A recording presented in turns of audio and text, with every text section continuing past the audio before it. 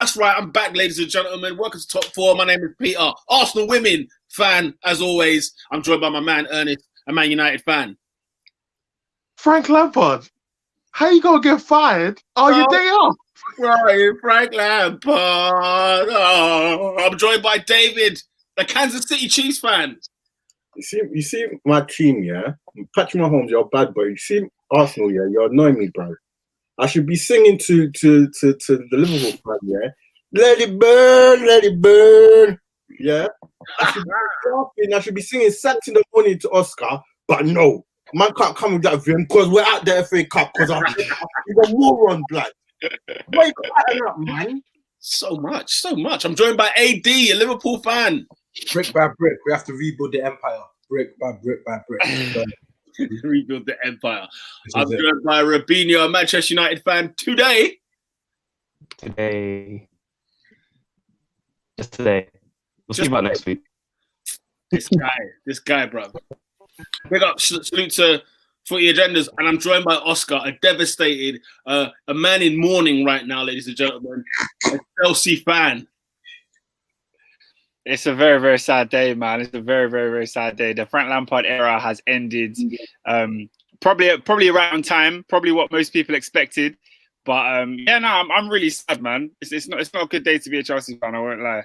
Sacked in the morning. You got sacked in the morning. Sacked in the morning. You got sacked in the morning. Yeah. If you were in my house today, bro, Oscar was a beaten man, fam. This guy was a beaten guy, fam. Oh my days! It felt like there was a loss in the family. Something's gone wrong, man. He was not the same. Oscar, your boy Super Frankie Lampard, man, no longer Chelsea manager. What are your thoughts? I was gonna apply for compassionate leave from the podcast. I didn't think I should have been on today. I feel like it's such a devastating day. B Arsenal Guna says, let's dig in at the Blues. Allow it, bro. Allow it. No, we won't allow it. It's gonna happen. Lucky he's doing sad faces. Yeah. Okay. Every single Chelsea fan, I'm sure, either woke up this morning not expecting the news that we were greeted with, Frank Lampard getting sacked.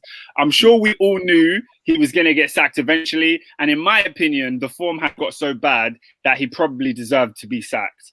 But after we just beat Luton, no one expected it to come now. Like when we lost 3-0 to Manchester City, I turned notifications on my phone for Chelsea Twitter because I thought the next morning he was going to get the sack. When we lost to Leicester 2-0 on Tuesday, we all thought the next morning he was going to get the sack. Now, we've gone and won our FA Cup game, and out of the blue, literally, no one expected it. Frank Lampard is gone. He is no more. It seems like Thomas Tuchel is on the way. And to be honest, there is no one Frank Lampard can blame but himself. He had a decent first season. I was not upset with finishing fourth. It wasn't the most amazing team. It wasn't the most amazing football. There was definitely work to be done. But when you're backed in the transfer market the way he was backed, 250 odd million given into new signings, Timo Werner, Kai Havertz, you name it, good players were brought into the side. And to be honest, we saw no real improvement on what we saw last season. If anything, we regressed. At the beginning of the season, we had a horrible start, drawing at West Brom, drawing with Southampton, losing to Liverpool and games like that. We recovered from that. It seemed like we had an unbeaten run that was decent, but we didn't play football to the where it was super convincing. And then the losses have just compounded. 8 games we've just had, our last 8 games, we've lost 5 of them. In the 3 games that we didn't win, one was the draw against Aston Villa. One was a win against West Ham, which we did. I was on this podcast as we did it, and I was very much saying we played terrible that game. We won 3-0, but it was not 3-0. Then we've beaten Fulham. Again, I came on the podcast and said we were terrible. We shouldn't have won 3-0. And I think the poor form is down to him. It's down to his poor management of the squad. He didn't know how to get the best out of certain players. He didn't know the right system to get us scoring goals and have us looking solid at the same time. And as sad as it is for me to admit, my favourite Chelsea player, fortunately, was just not good enough to manage this football club at this time. And maybe in the future he'll progress to be a good manager, but right now he's just not good enough. And the sacking came, and yeah, it's sad, but probably the right move for Chelsea. I mean, Chelsea have just waited a year and a half. Wouldn't you agree, lads? Because he was not the right man to appoint in the first place. Yeah. And really, this season, this could have been a season where Chelsea could be actually top of the league right now. Because a competent manager with the plethora of talent they've got, I'm sorry, with the way that people like Liverpool are messing around and stuff like that, right? City, you never know what kind of City you're going to get week to week. Man United are on some hot form right now, on a real hot streak. But surely we would have thought, you know what, Chelsea's going to be the team to beat, considering the way that the season's gone. So, yeah, you know, for me, it was one of those, isn't it? It's like you said, Oscar, that maybe today, waking up, you're thinking, nah, no chance will he get sacked. He's just got to win. And obviously, he won at Fulham the week prior. The Leicester performance, though, was so feeble that I think that's probably they made their decision on that game. That's what it looks like. The decision was made at King Power, where they just said, these players are not going to change, are they? And the manager's not going to change the way these players are playing. So, you know, he had to bite the bullet at some stage. But what a waste of time! What a waste of time! I think a waste of time is like I get why you say it's a waste of time, but it's a waste of this past 6 months. I think because, to be honest, nobody expected Chelsea to win the league last year. We weren't going to win it. We didn't win it. Lampard got us in the Champions League, and whether you rate the achievement on 66 points or not, the fact we got us there. And then now, the first 19 games of the season, he should have done a lot better. So I would say it's a waste of 6 months, not a waste of time entirely. But the thing is, you don't recruit a manager for 1 year. You know what I'm saying? Because what I'm saying is the whole project, the idea of Frank Lampard coming in and ushering Chelsea into this new sort of the new Chelsea that we've not been accustomed to over the last 10, 15 years. It kind of feels like, well, you know, if Lampard has a bad blip, do we then just bite the bullet? Because that's what it looks like. Last year he had us quite a skatish year, but because last year was quite ridiculous as a whole, you know, I think they bought him time because he had no players to buy. He lost Hazard, and then this year he spent 200 plus and has got nothing to show for it. Thoughts, lads? Oh, it is what it is. I've literally just been singing "Stop Crying," Frank Lampard the whole day. The thing is, yeah, I'm enjoying today. I need to enjoy today because it's nothing but pure pleasure. However, like on the group chat we was discussing like with Ernest earlier, and it was like, bruv, like when managers get sacked, like you just gotta hope the club does not make the right decision next.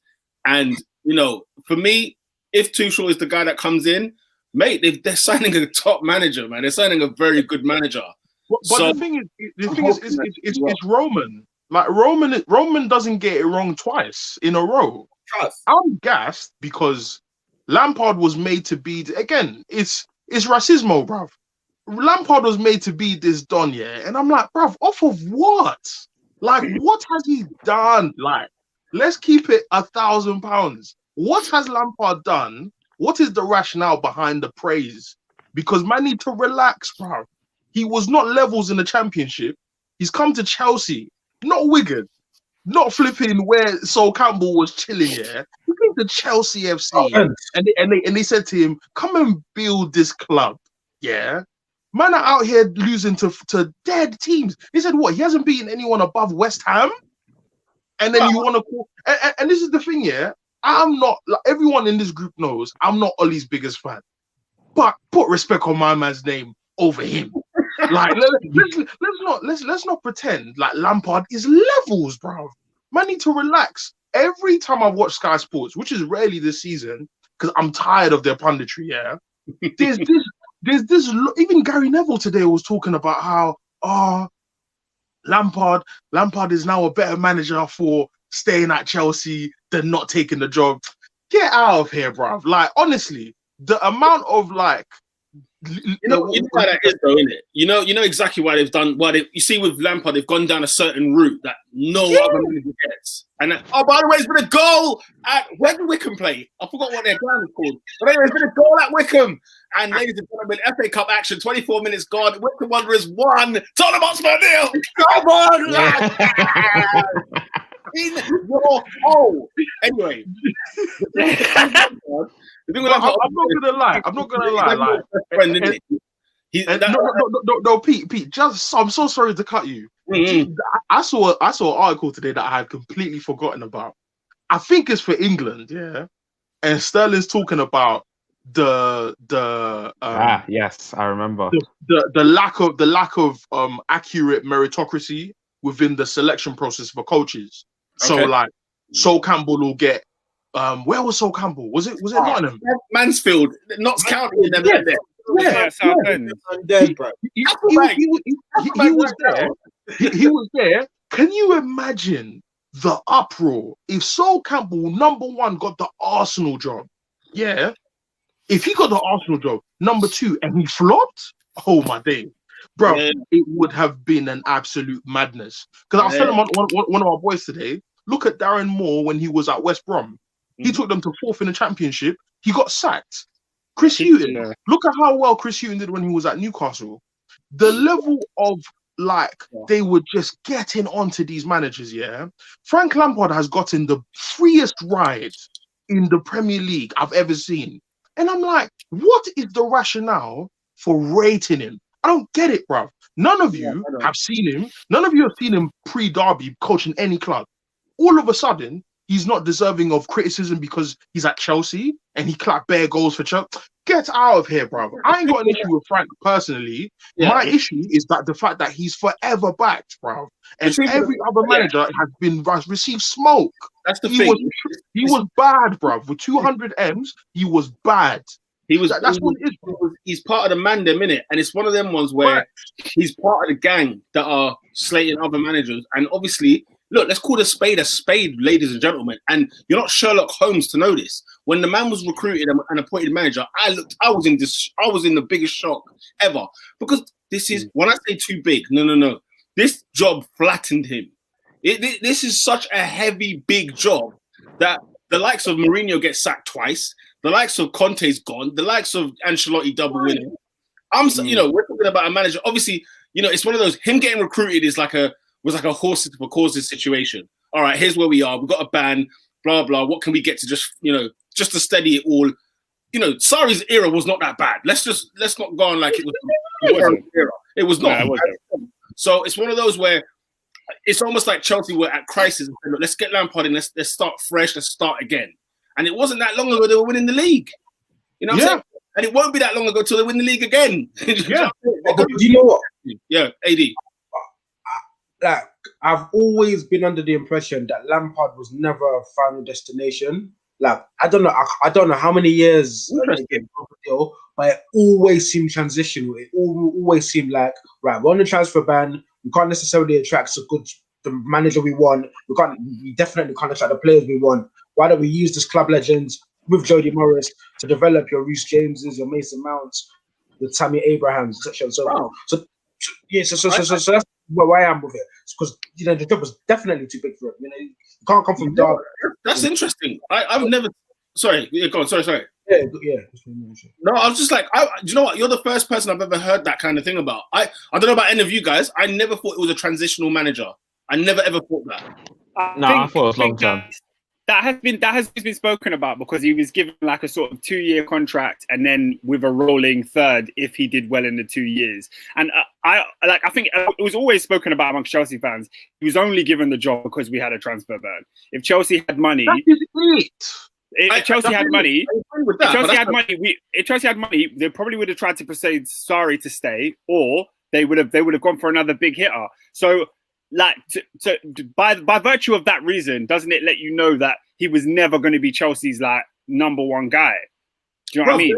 There are plenty of managers before Frank Lampard, though. Even for the circumstance you're painting, even for what you were saying, like Jody was the under-23 manager, so surely you could just throw him in the first team. But Jody was there. This is Jody Morris and Frank Lampard together. They were there. What I'm saying, what I'm saying is, but Frank Lampard is the manager.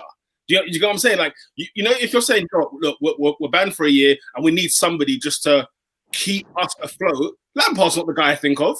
I mean, he did. Thank you. But he did it though. But he did it though. He did it. No, but what I'm saying is, if I'm trying to think what was Roman thinking when he recruited him, he thought a long time. Look, we're a new Chelsea. It's a new brand. This is a new style we're going to adapt because, you know, we've lost Sarri. So we need to. I never thought it was transitional, and in my opinion, Lampard will be manager again of Chelsea in the distant future. He has to do very well elsewhere for that to happen. Let the guy go and learn, bruv. That's what I'm saying. He has to learn the trade. You know, one year with Derby does not make you equipped and ready. You know my thoughts on Arteta. You already know my thoughts on Arteta. It does not make you equipped for the big meat. Well, I think me and Ernest had a little conversation about this on Twitter where I think there was basically a question around, was he too big for the job? Should Chelsea have never offered it to him? I think we can all agree, yes, Chelsea should have never given Frank Lampard the job. But then on his part, like if you're Frank Lampard and you've just finished 6th at Derby, do you take the job if you're offered it? Yeah. Oh yeah. What do you guys think? If you guys personally are managers, what would you do? Definitely, I'm definitely taking it. Yeah, I'm not taking it. No offense. Man, you're not taking over your club that you support. I'm 100% taking the job. I have no experience building a club of that size. I hear that. But would you take the job if offered? 100%. I'm not taking it. What? Victoria Concordia Crescent, fam. I'm all in. All in, Great. I think if I'd done my coaching badges and I was a football manager and I'd played at Chelsea at the top level for so long, so I kind of know the workings of a club at that level, I think I would take the job. Because if you're going to be a manager, you may as well back yourself at being a manager. Why would he, like, I never understood the idea of, like for example, we talk about Sol Campbell going down to League Two. Like, he never played at League Two. So why is he managing there? Like, he doesn't... Because management, the chasm between management and player is so wide that there's levels, bro. Like, man need to understand how many clubs Jose was at before Porto. This is what you need to understand. Man didn't walk into Chelsea off of one job. This is what we need to understand, bro. Do you know how much of a journeyman? What's Palace's manager's name? Roy Hodgson. Do you know how many clubs he's been to? Like, bro, when man was Inter Milan manager, there were easily five, 6 clubs that man's been to. So I'm not saying that the job will not woo me. If Man United came to me after Derby from moving 6th to 6th in the Championship and said, "Yo, come and do Manchester United," I'm like, "Yo, I want to do it, but I'm not doing it." Ernest, no badges, man. Ernest, no badges, bro. You get that call, man. Yeah? Man gets like, no badges. No, bro. Because you see, for me, yeah, I care about the purity of the art form of managing, bro. Man's not going like, man's not going because you have to remember, and this is the thing I said to Oscar, like, the people we look at in terms of the Peps and the Zidans are exceptions to the rule. Nagelsmann rejected Real Madrid and Bayern Munich and said, I'm starting from the bottom. Yeah, but Nagelsmann wasn't a player, though. Nagelsmann wasn't a top player at any of those clubs. No. The point isn't about Lampard being a player. The point is about where you are and the level of your ability at the time you receive the job offer. Nagelsmann is levels, and he said no. Of course. So I'm just saying, if you might want to take the job, that's fine. You take the job. When you get embarrassed, I will be there with popcorn. I'm saying that with management, the levels to you doing your job, you need to make sure you're about this life. Avram Grant hadn't coached in many clubs before. Avram Grant he'd been in other teams enough to know what it's like to be a manager. Lampard's been to one club. He's been to one club. I don't care if you're a legend of any club. I don't care if you're a legend at any club. He's been at one club, and you want to try and build Chelsea? You're mad. It doesn't make sense. Honest, imagine how I feel, with my manager right now. Imagine how I feel. A man who's never managed a football club in his life. He was captain for Arsenal 4 years ago. Imagine. He was a loved captain. Huh? He wasn't even a loved captain. And he was a lot. He's not an icon. He's not a legend. Nothing. He was nothing. Listen, call me crazy, yeah? Because men are saying, because I think SW6 just put something in the comments here. Listen, bro, look at Henry at Monaco. Look at how bad that went for him. Like, man, need to understand the Zidanes and Peps are the exception to the rule. You don't just go to a big club and try and build. It don't work like that. Every manager, has got a CV as long as the frigging Tower of Babel, blood. Every manager's got a CV.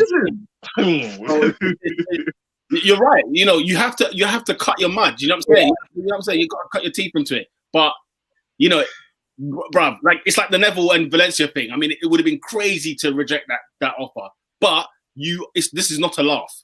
But I feel like no. But if you look at the Neville and Valencia situation, Neville took it because he thought, "Oh, I'm just cussing managers left, right, and center on Sky Sports. I need to back myself up and try and do it myself." And he got embarrassed that way because he thought, "Oh, it'll just be easy." Sure it wasn't the relationship with Peter Lim? Are you sure, Rob?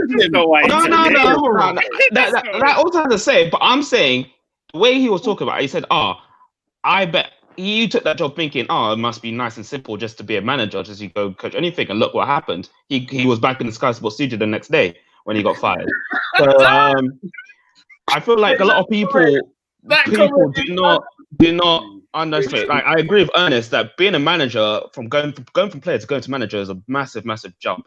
Would I take United job if they offered me? Probably, because I feel like the dream of managing Manchester United and say, yo, I manage Manchester United is amazing. But you got to think about it. It's like, are you actually ready for the job? So there's two ways of going about it. Ultimately, in the case of Frank Lampard, Ernest was right because you know he's not good enough. He's not good enough, and I think the fact that he did marginally well last season gives him some credence. But in future, Chelsea should just be looking at managers that have the CV as a manager, not a John Terry or an ex-player or a whatever, because the fairy tale of Di Matteo is probably what they were looking towards, and it could work a little bit longer term. But I can't believe in fairy tales for so long. We got back at with real things. Say again, Adrian? You woke up from that fairy tale pretty quickly. You sacked He did. I'll tell you what, man. It's a madness, bruv. Hey, big up Lola O, bruv. Imagine Thierry Henry coaching Pepe, blood. He would kick him. You'd kick him. Just kick him. Vancouver Whitecaps or whatever it is. Peter, let me read out some of the comments because I've just been in the conversation, not really reading them out. Abdi065 said Chelsea are having a crisis season and are only 3 points worse off than last season. That proves my point that last season's top four finish wasn't that great of an achievement, and he almost bottled it. Yeah, that is fair enough. Doesn't that make it the opposite, though? Doesn't it make it the opposite? Like the fact that last year they almost bottled it, it makes it a greater achievement then because there's 200 million added, and my man's 3 points off this year. I think it's more so to do with Lampard's ability because it's like, by the skin of your teeth, you made it 1 year, and the next year the wheels are completely falling off. So it's like, you know, really. Anyway. And the thing is, in the context of the season, Chelsea should have finished third. Yes, that's like within the context of the race after COVID, Chelsea should have finished third. Yeah, we lost. Maybe you don't think Leicester should have done it? You don't think you think Chelsea should have gone above Leicester last year? I just never thought Leicester were a serious team from the jump. Leicester were never meant to be there. I think, they bottled it. They bottled, bruv. Come on, bruv. They bottled it. I'm going to get through some more of these comments and then we can move on. Iklas Elmi. Iklas Elmi, bro. Big up. I said Elmi, bro. Iklas Elmi, shout out to you. I gave up on Lampard after we drew 3-3 with Southampton. I saw red flags the first season, but I let him off. This season is too much. He literally put me off football for months. I can understand why that is. The football was really, really poor to watch in the end. He also says, Peter, I'm with you about sorry, but you were forgetting that winter period when we lost to Arsenal, 4-0 to Bournemouth, 6-0 to City. It took him till April to change things up. Yeah, it was direct. He finished third and won the Europa League. I'm with you. I'm with you on that because we can't ignore defeats like that. Those were shocking. The Bournemouth one was hilarious, right? Obviously the City one was banner, but he finished third and Europa League champion. You know them way they're like, What, did they win Europa League? Who they "Oh, beat? you beat us. What do you mean? They beat us. And 4-1, whatever. Slapped him. Bro, that's Yeah, like you deleted out of your memory. Wait, was that Lampard? Sorry, No, sorry. No, that was sorry. Oh, Sorry. this guy, that's what I was saying, but I was like, wait. Hey, and there's some defeats, fam. I delete off the memory, fam. I take the memory card out, delete, bro. Footy Agendas has changed his name to #FSG out. We'll get onto that a bit later. But he's also said Lampard was out here praising Maddison so he can take a dig at his own player. Passive aggressive, has no place managing teams, especially one with player power like Chelsea. Yeah, I think in the beginning of Lampard's reign, people loved the fact that he spoke so well. You know, his press conferences, his interviews were really nice. Towards the end of last season, they got really, really bitter and really, really like digging out players when we lost games. I don't think he did himself any favors by the way he spoke about certain players and his constant reliance on his favourites, which it brought a divide amongst Chelsea fans. Chelsea fan base was more toxic under Lampard. Not probably more, but just as toxic under Lampard as it was under Sarri. And I think Lampard was brought in as a PR move to appease the fans and hopefully get all the club on board onto one train. And I think for the first 6 months it was that, and then it just petered out. I'll probably say more so, you know, because I feel like I think. Sorry, go finish, Adrian. I'm just gonna say because I feel like the general consensus was Sarri, this old dinosaur, just play Hudson-Odoi, just play Loftus-Cheek. Whereas Lampard, it was like. I'll play Mount, I'll force Mount. Then he's like, you've got your Mount fans, you've got your Mount detractors. So yeah. No, but I think it was more toxic under Sarri, just because you're forgetting the way Jorginho was treated under Sarri. Jorginho was a massive scapegoat, and it was really bad. Morata was still there for the first period of that, and the fans in the stadium wanted Sarri out, and they chanted in match. So I think it was just a little bit worse. Sorry, Robin, you were going to say something. I think Lampard's biggest downfall throughout this whole thing is man management. I feel like he took a lot of the blame off him when things were going wrong and placed it on his players a lot more. And I feel like when you do that constantly and you just berate your players like live on national TV and not take the blame at all, your players will start to play against you. And I'm not saying that that's what happened, but I feel like that was one of his biggest contributors. That's a good point, Robin. I think, yeah, I even forgot about the fact that not a lot of blame went to him. And I think even Oscar mentioned it sometime in the season that, you know what, like he doesn't seem to be taking responsibility for those defeats. But yeah, you know, I personally think that the tactics, he just didn't know how to make a team, you know, win in terms of like, you know, beat Chelsea what they should be. You know what I'm saying? Challenging for the league. They should have been challenging for the league this year, which they still could if they get 10 wins in a row. But everyone looks shot to pieces. I mean, Timo Werner, Oscar, let's talk about it because his penalty miss, I mean, you know, that was the sign of a player who is shot to pieces. Oscar mentioned that before the penalty, Timo Werner even had his arms on his knees in terms of blowing, like he was knackered.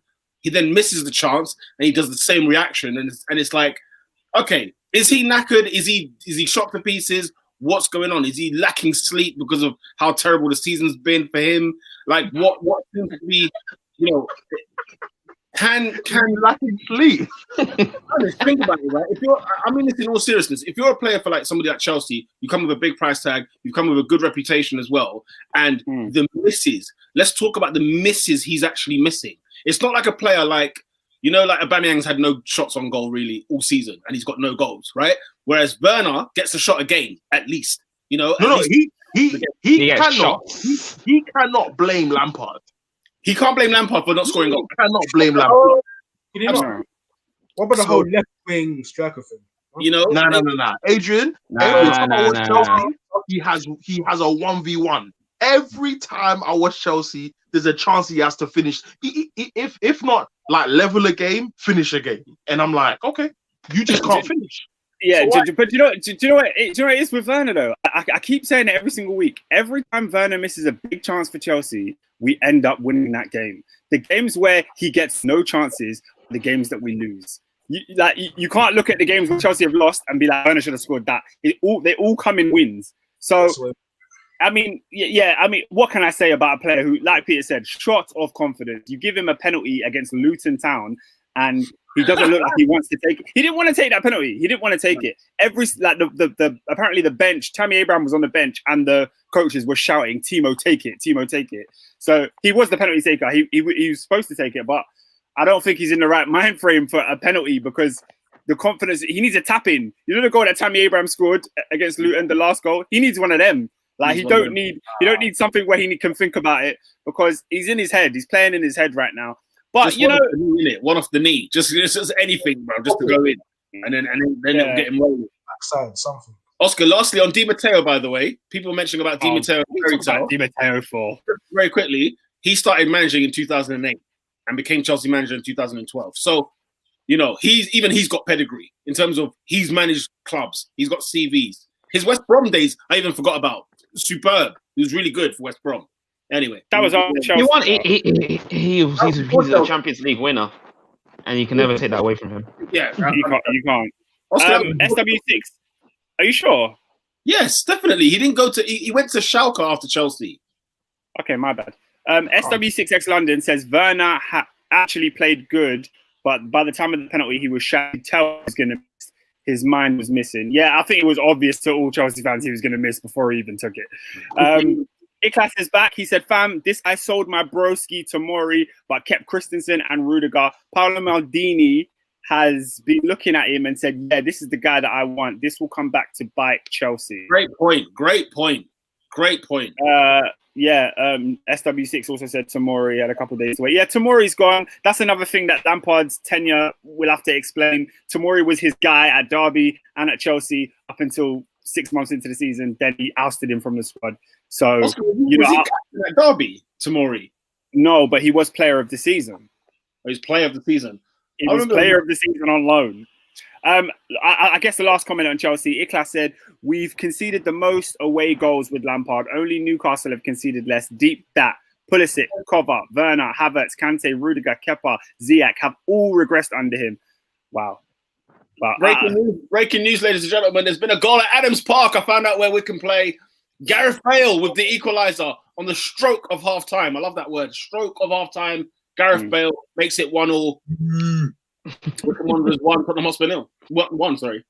Yeah. Lovely finish. Touch. Bruv, Lucas Moura dips it in. He's on the edge of the area. He just lofts one into the 6-yard box. The ball bounces, and then Bale kind of connects with the ball in the air over the keeper. Lush. Yeah. I feel like that last comment was a little bit harsh. A lot of Chelsea players have regressed under Lampard, but Pulisic had his highest goal scoring season under Lampard. Kovacic was player of the year last season under Lampard. So for them to go up and then down, it's like, yeah. But he got sacked and he deserved to get sacked. So I guess let's move on. In the morning, you got sacked. Are you excited for Tuchel time? Tuchel time. No, like I haven't had time to fully deep it. I'm not fully excited because it's the end of an era at Chelsea, and I feel like we're going back into that cycle now. Chelsea will be here with Tuchel. He'll probably perform well. He'll probably challenge for the title in the next 2 or 3 years, maybe even win one. But a couple of seasons after that, he'll be sacked. Well, he's only been given. The streets are saying he's only been given a year and a half. Bro, that's all it's going to last, lads. Ladies and gentlemen, let me put it to you now. Yeah. Tuchel will not be the manager of Chelsea next May. I tell you that right now. That's a bit weird, isn't it? It's going to be. Listen, Chelsea are so erratic with these managers, and you think Tuchel's just going to be all nice and quiet. Oh, you don't know Thomas. Mate. When he comes in there, fam, you wait, bro. He's gonna start beefing Petr Cech and Marina. Oh, mate. Mate. What's that Endo said? Only the white English Chelsea fans are upset. That's not true, bro. That's not true. That's just not true. You know how funny that is, bro. How bold that statement is. Yeah, listen, Oscar Tuchel's a good manager, bro. He's a good manager. It's just I'm sure he is. The air. I think it's the air that surrounds him, the cloud that kind of surrounds him a little bit. He's just keep him away from anybody else in that board and just let him coach. Let him train and coach. And bro, you're going to see some good football from Chelsea. Just leave him to that. Don't. The thing is, yeah, Thomas Tuchel, obviously the reports are that he had a little thing out with PSG board. It was hard for him higher up. Like the reason he got sacked wasn't necessarily footballing reasons as such, but the issues. And let's be honest, but like, who hasn't had issues with Chelsea's board? Like, this is everyone's had issues. Every manager that's come in has had an issue. So, ladies and gentlemen, get entertained, bro. Tuchel and Chelsea. Oh, get ready for it, lads. It's going to be the only reason I'm not excited. But who knows? Next week we'll have a pod and I'll really talk about Tuchel. But right now I'm still on Lampard and I'm not very happy. So let's move on. Oh, right. This is really hurt you. Yeah, it has. Like a bullet from a gun. It hurt, fam. Everybody hurt. Hey. Like, I swear, I was not attached to Ryan Giggs when he came at all. I was like, okay, you're just another done. Giggs was there for like 4 days. Like, come on. But the romance that was built when he got the job was that because Moyes had been sacked, he could potentially get the job for the next season. So it's like, I didn't think anything of it. I thought we're in such a roller coaster. Whoever's best should just take it. But the thing is, we had it. Like, we had it. Lampard came in. We went away to the Emirates and we won. And he celebrated on the pitch with the fans. He did the same thing at Tottenham. He gave us all the sentimental reasons you need to love a manager. This is real. Oscar, this is real life. You know, this isn't a game. This isn't a game. This is FC. Yeah. No, Pete. Let him know, bro. Nah, sentiment is killing the bandits, you know. Look at all of our football clubs. Yeah. Look at them right now. One of them in North London has got a captain that you not even said wasn't even rated that highly, right? Right. Then at Manchester United, we can't choose whether or not he should stay or go because it depends on the form. All it takes is 6 games without a win, and I'm telling you guys, right now, Ernest and Robin and the like of us in this room, we will be saying, man, Ollie shouldn't even be here, you know, like it's going to be breaking news. Like, it's going to happen all season long. You know who isn't Tottenham FC? Can I give you 2 clubs that are not Tottenham FC? Tottenham Hotspur, they went and got a serial winner in Jose Mourinho. Who has managed rivals and, as he was the rival, cast the team that he's managing now. Bro, Jose Mourinho, Jose Mourinho, no cap, walked into Stamford Bridge with a Man United blazer on and gave free at the crowd. This guy takes the piss. Then Man City, by the way, when Man City were here for no sentiment, they had Pellegrini, yeah? It was all nice and dandy. They had Pellegrini and they said, nah, we're not here to play frigging games. Let's get the man in the jungle, bro. And he's come here, and everybody thought, oh, Pep Guardiola on a Tuesday night, can he do it? Hang on a minute, he's got 198 points in 2 seasons. The guys and they've signed him a new deal. And guess what? They bought 2 centre halves. They bought Ruben Diaz, and now we're looking at Man City now, thinking, oh, they're back, are they? No, they never left. They had 4 games in hand, and they just had him. You know what I'm saying? They drew to Leeds, and we were like all panicking and worried. Oh hell no. Yeah, no wasting games, bro. Sentiment FC gets you nowhere. Man United, Arsenal, and Chelsea. Well, Chelsea not anymore, but Man United and Arsenal. We'll find out for the rest of the season. You'll find out. We're gonna be frustrated all season long. But anyway, you have to separate the manager from the player. Lampard was a phenomenal player, but one of the best players. Like I was watching Rio Ferdinand and Carlo Ancelotti on Rio's channel. Yeah, man's talking about best players he's ever managed. Bruv, this guy was reeling off the tongue. Man said Pirlo. He said I am the one that made Pirlo go from AM to DM. I said, yes, this guy. No. I don't care if he's at clubs for 2 seasons per team. Yeah, the guy is an OG. The fact that man's got a signature look where he just raises the left eyebrow. You know what's happening. This brother has managed Seedorf, Kaká, Pirlo, Lampard, Modric, Kroos. Bro, he's taking a piss. Listen. You're crazy, bro. You're crazy. You know him as a football player, blood. Like, you know, that's the thing with managers, isn't it? Yeah. When you're a manager, we forget the football because right now we're living in the now. Zidane as a player, unbelievable. But we're talking about his managerial career. Pep Guardiola, can anybody even remember him at Barcelona? You know what I'm saying? Ancelotti was one of the greatest AC Milan players of all time. One of the best in Italy ever. So, it's a real he's so wavy as a manager that man forget that he's an elite Italian player. You know what I'm saying? And for me with Lampard, no one is ever in their life, in their right mind, like gonna cuss Lampard in his playing days. No one. No way. But No way. you have to separate the manager from the player. He has not been an awful manager. He's just been an overrated manager. That man thought he was gonna come and build Chelsea. That is never gonna happen. I don't know about the future, but from one season at Derby, no way. No way. Oh And that's why you can't have sentiment. You can't have sentiment. Just as we went live 39 minutes ago, Frank Lampard released an actual statement on his Instagram. You guys carry on. I'm going to read this in my spare time. You can read it and then we'll transition to Old Trafford. All right, cool. He said, it has been a huge privilege and an honour to manage Chelsea, a club that has been a big part of my life for so long. Firstly, I'd like to thank the fans for the incredible support that I've received over the last 18 months. I hope they know what that means to me. When I took this role, I understood the challenge that led to a difficult time for the football club. I am proud of the achievements that we made, and I am proud of the academy players that have made their step into the first team and performed so well. They are the future of this club.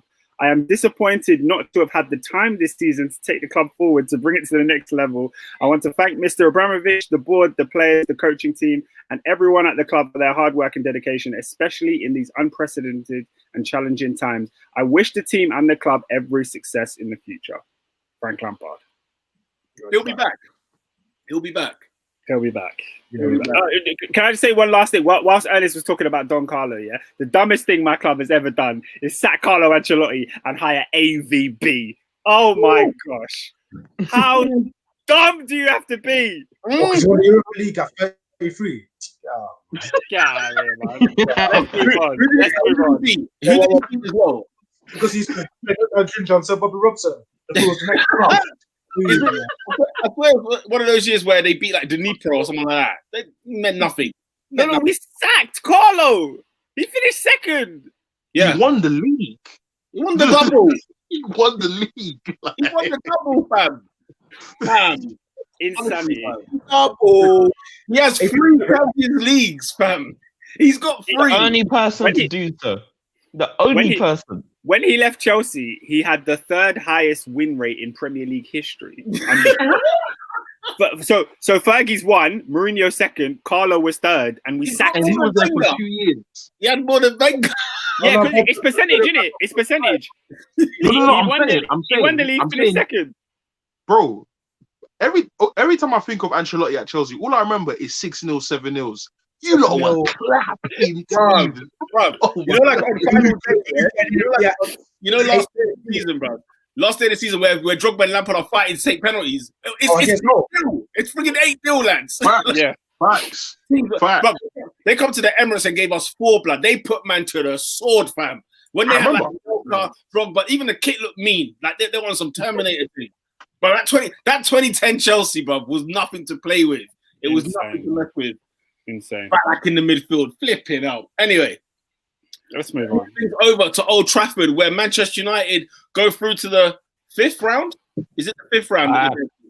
After beating Liverpool 3-2, can Manchester United win the FA Cup, ladies and gentlemen? Someone's got to take City out, man. That's the answer to that question. The only ones that can is Arsenal. I swear down, bro. Now we're not there. They're going to go for it, man. What did you not think anyway at Old Trafford? What do you think, especially after the 0-0 we had the week before? A bit more entertaining this week? Oh, yeah. I feel like when we went down 1-0, I wasn't worried per se. I'm not worried, but I was like, I know. It got that feeling. Like, I know we're going to score. Because looking at that back line, I was like, nah, we will get a goal here. I wasn't just sure that we were going to win or not, or if it was going to go into extra time penalties. But what I've realised is that with this United team, that some way, somehow, Ollie has actually made this mentality change of just keep making these players that keep fighting, keep going. And no matter what stupidness you do, and we have seen the stupidness with the 2 goals that we conceded, that this team will keep fighting until the end. So props to him, man. Man, resilient Man United, man. It's been there all season. Ernest, what do you think, man? I've watched that game. When was the game? Yesterday? Yes. Yeah. The game was yesterday. I've watched that game 3 times since yesterday. Yeah. This guy. Because it's a very deceptive game. Like the scoreline did not like the scoreline flattered us, not in the crazy sense. Liverpool were not miles ahead of us, but I feel like there were portions of the game where we did not look, we didn't look great, man. But it was mostly in midfield. Pogba for me was better defensively. I'm still not on the Luke Shaw train yet, because Luke Shaw finds himself to be in the goals we concede, some of them anyway. He finds himself that to put his hand there and say, yes, I want part of this as well. Like, he wants part of the blame for why we concede. He's still doing this thing where he's cutting instead of staying wide, he's staying narrow. And I'm like, bro, Old Trafford is not flipping Loftus Road. Like, it is massive, bro. There's a lot, like, as a left back, there's a lot of space you have to cover. This is why I don't get on to Wan-Bissaka too much. Pogba did okay. Van der Beek, I have a lot to say about him, but it's mostly positive. Scott McTominay is, bruv, he's a hench to Tom Cleverley, you know. Like, honestly, bruv, Cleverley. Wow, like he shook of the football, bro. Like, it's mad. He shook, man. In terms of defensively, he can be okay, but he's nothing special. I think we should have played Matic that game. Matic hasn't played for 2 games, and I'm a bit like raw. Like, he should have played in these 2 games, and he didn't. Anyway, Rashford, I think he's been arguably like top 2 players for Man United this season. He did well for that. Well, how many goals? He's got 15 goals and assists, I believe. I'm not too sure. You know, yeah. It's quite high. I was shocked. I haven't checked any of the numbers for our top, because I've been so like ashamed of the goals that we haven't scored that I don't even want to know. I don't even want to know who our top goal scorer is. I don't want to know. So it's like him and Bruno. I can find out very quickly if you want. I mean, I don't want you to find out, but you know, but it's definitely not Martial. I can tell you that much. The biggest takeaway from that Liverpool game I can make is that we are thinking more positively as a team. We don't give up, and that's good. The mentality has shifted a bit, and I think that for that I have to give Ollie credit. Our back 4 is still higgy. We turned up for Anfield, but it's like ultra. And this is why I'm shook for the second half of the season. A lot of the games that I know we're going to play, because we haven't played too many at Old Trafford. A lot of the big games that we've, had impact in the league table. And I'm shook for when we have to play some of these teams at OT this season for the second half, because I'm like, we're not the same team at home. It's not crazy, but it's not a crazy distance. But we're not the same team at home, and I'm a bit like, if we can keep the momentum up, I'll be happy. Overall, decent performance. We got over the line, but Liverpool were better than us for some parts of the game. What else is there to say? Hey, the streets were calling Reece Williams Lil Fizz. I was finished. Oh my god! Nah, he had a horrid time with Rashford. It was bad. Oh no! It was him. I feel like when Pogba was getting on Thiago, and I saw what was it? Idea balls. I was like, what? Hey. What guys? Can you explain to me what 15 idea balls are? Because I was in tears when I Robin, saw that. I don't know. We should have seen this coming, because XG, when that come out of the blue, yeah, we were like, what do you mean expected goals? Bro, I do fools. No, bro. I was confused. But Robin, you see on your point on Thiago, yeah? I feel like Thiago's getting a lot of stick, and it's not on him, because I think when I look at Liverpool, I don't think Thiago's a bad player. I think he should have been a Man United player, but I don't think he's bad. I think that Klopp tried to reinvent the Liverpool that people know of the last 3 seasons. He tried to bring in someone new, and I don't think it's worked. And it's coincided with their front 3 not doing as well as they should have, and also the rest of the midfield not being on their wavelength. And it's like everyone's getting onto him, and I'm like, okay, cool. You might not like the tempo of the way he plays, but I don't think he's the reason like that they're not attacking him as well. I would love Thiago in our team.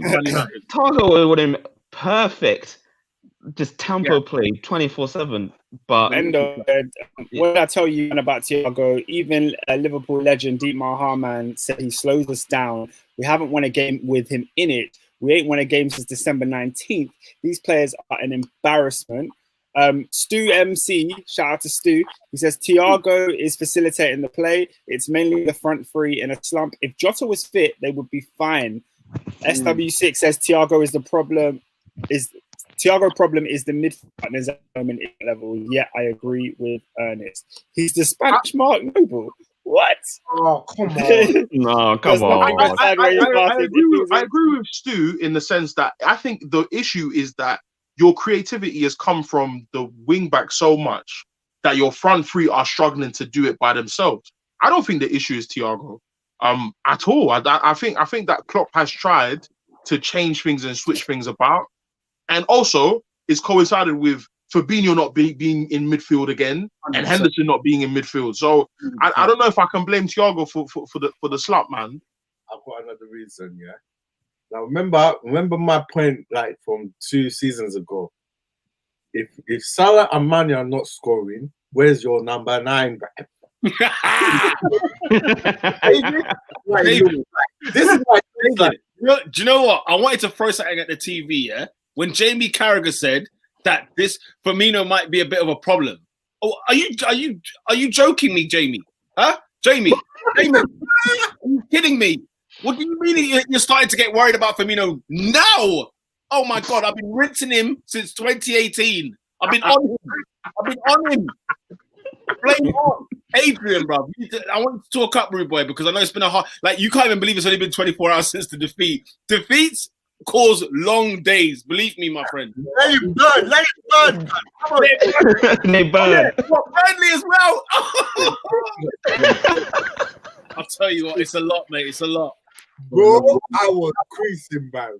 Fam? Hey! Go on, Adrian. Let's go. What's Adrian? Hey, Adrian is not smiling, you know. I don't even know where to start. He just dropped bare different bombs. Just dropped the A bomb. Bomberman, bro. It's a Bomberman thing, bro. Man just setting up bombs everywhere. Man spoke Firmino. Man said Burnley. Man took Thiago. You haven't even got to Rhys Williams yet. That's the bars for me. I'll never go to Rhys Williams simply because he's a 19-year-old that was playing non-league football last season. So obviously he's not going to be at the required level. So for me, unless he's doing a Cruyff turn on the edge of the box, giving the ball away, I'll never get onto him.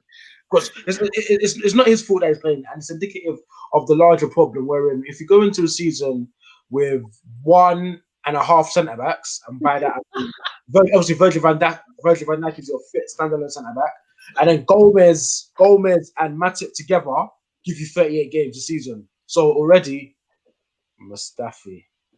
We used to be right still.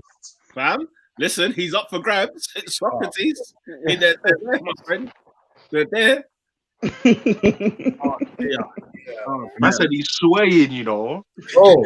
I'm not trying to get started, man.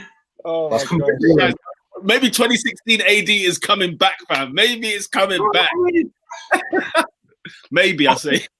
I think for me, with regards to where Liverpool are at the moment, I actually saw a bit of solace in that game, in the United game, purely because I saw glimpses. It wasn't for awfully long periods of time, but I started to see the press again. I started to see, decent patterns of play again sporadically, but from what we've been subjected to for the past month, I'll take it. And for me, going into the game, I said, you know what, I'd take a decent performance and a defeat, purely because I haven't seen a good performance in a month, and it's the FA Cup. So if we go out, we go out. But I think moving forward, I think Ernest hit the nail on the head with regards to Thiago and Fabinho. I just think that Van Dijk departure has disrupted an awful lot of things that we have to do. And I think it's something simple as there's something I haven't seen in a while. I forgot even what it was. But I like to call it Liverpool ball. And it's when we're chasing a game 70th minute, Van Dijk is camped on the halfway line. Gomez is camped on the halfway line. Fabinho's almost in between. And for me, I haven't seen that sustained period of control in the game in Zonks. And now we're gonna ask Trent Alexander-Arnold. He's never been a winger. He's never been pacey. He's not gonna be his opposite number. His success is predicated on the fact that the line is higher and he's able to sort of operate in spaces in behind, because he's not going to be able to take the ball in behind himself, if that makes sense. Yeah, so I think realistically what we're seeing now is Liverpool in a place where I wouldn't say we've been found out. Rather, what I would say is that we aren't able to do what we want to do purely because we can't play a high line anymore, because Reece Williams is slow as hell. Right. So now we're in a position now wherein Thiago becomes key, because now we're going to have to start to try and create in central areas. And I think it's harsh to make an overall sweeping assessment of Thiago, because 6, 5, 6, 7, 8 Liverpool players are all bang out of form at the same time. So, Thiago's not good. He's a fantastic world-class footballer. He's not good, and he's not going to make Salah beat Luke Shaw 1-on-1. He's not going to make Firmino finish his dinner. So I think, for my side personally, I think I've seen what the problem is. I think now moving forwards. What would you change, Adrian? What would you change if there are things to be changed? It's not necessarily things to be changed. I think for me, we've got far too many passengers in that squad. Because if I rule to you these names, Shaqiri, Ox, Keita, Minamino, Origi. Hey, I told you, man, 2014 World Cup, this brother is not good. He is not good, brother. Origi has never been good. Origi had 2 months leading up to the Champions League final where he scored clutch goals, and man has lived off those 2 months for the last 2 years, bruv. He is not good. I know. He's air, bro. There was a period like 5 weeks ago, I called him air, and then Robin said, "Are you sure the guy that scored in the Champions League final?" I said, "Yes, he's a joker." It's true.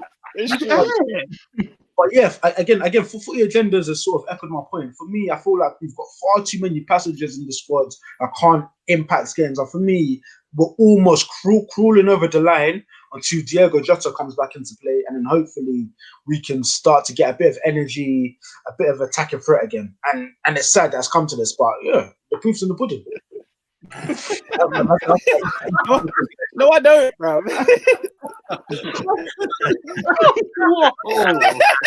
Oh, that's funny. That is funny. Yeah. Question, lads. Why are Liverpool and Manchester United not in the transfer market at the minute? I'm hearing no activity, unless you lot can tell me something.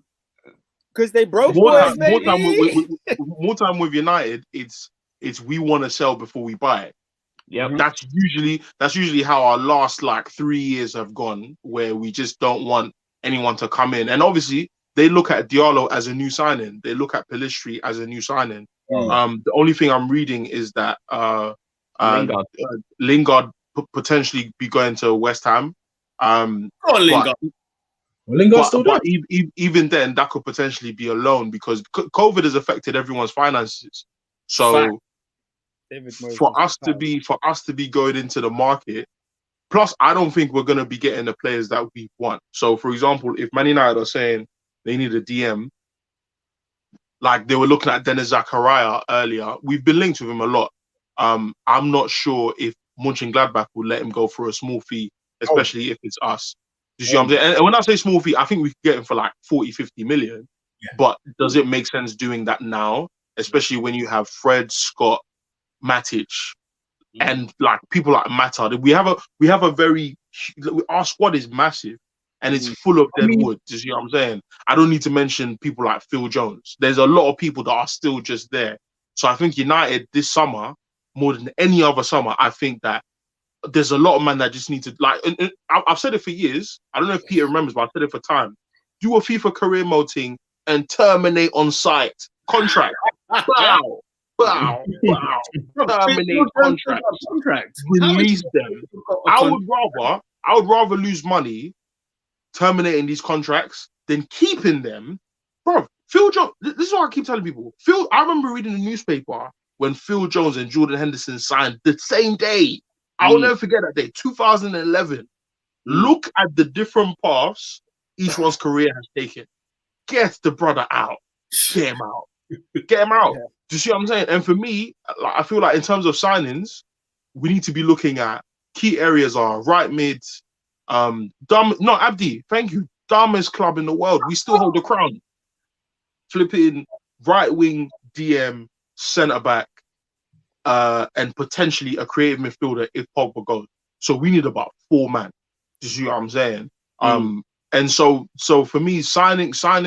How is Lingard still playing at United? So you see, I'm gonna do a little revisionism on Lingard, and I think it's a lesson to me more than anyone in this group. The brother's been going through some madness, you know. He's been going through a lot, man. He said his mum went through some stuff, I think mentally, which affected him, and his little sister's a minor. So literally, it's the 3 of them. They don't do the whole thing of man's rich, so I'm just gonna hire someone to look after the house and my little sister or whatever. So he's had to be a big brother in more ways than one. And like, man, forget Lingard is 27, so he's still young. So he said that the year that people like me, people like a lot of United fans were cussing him. Obviously for me, it's more of his talent. I'm not gonna cuss a man's character. I don't know him. Yeah, but those are the kind of things that affect a man's confidence.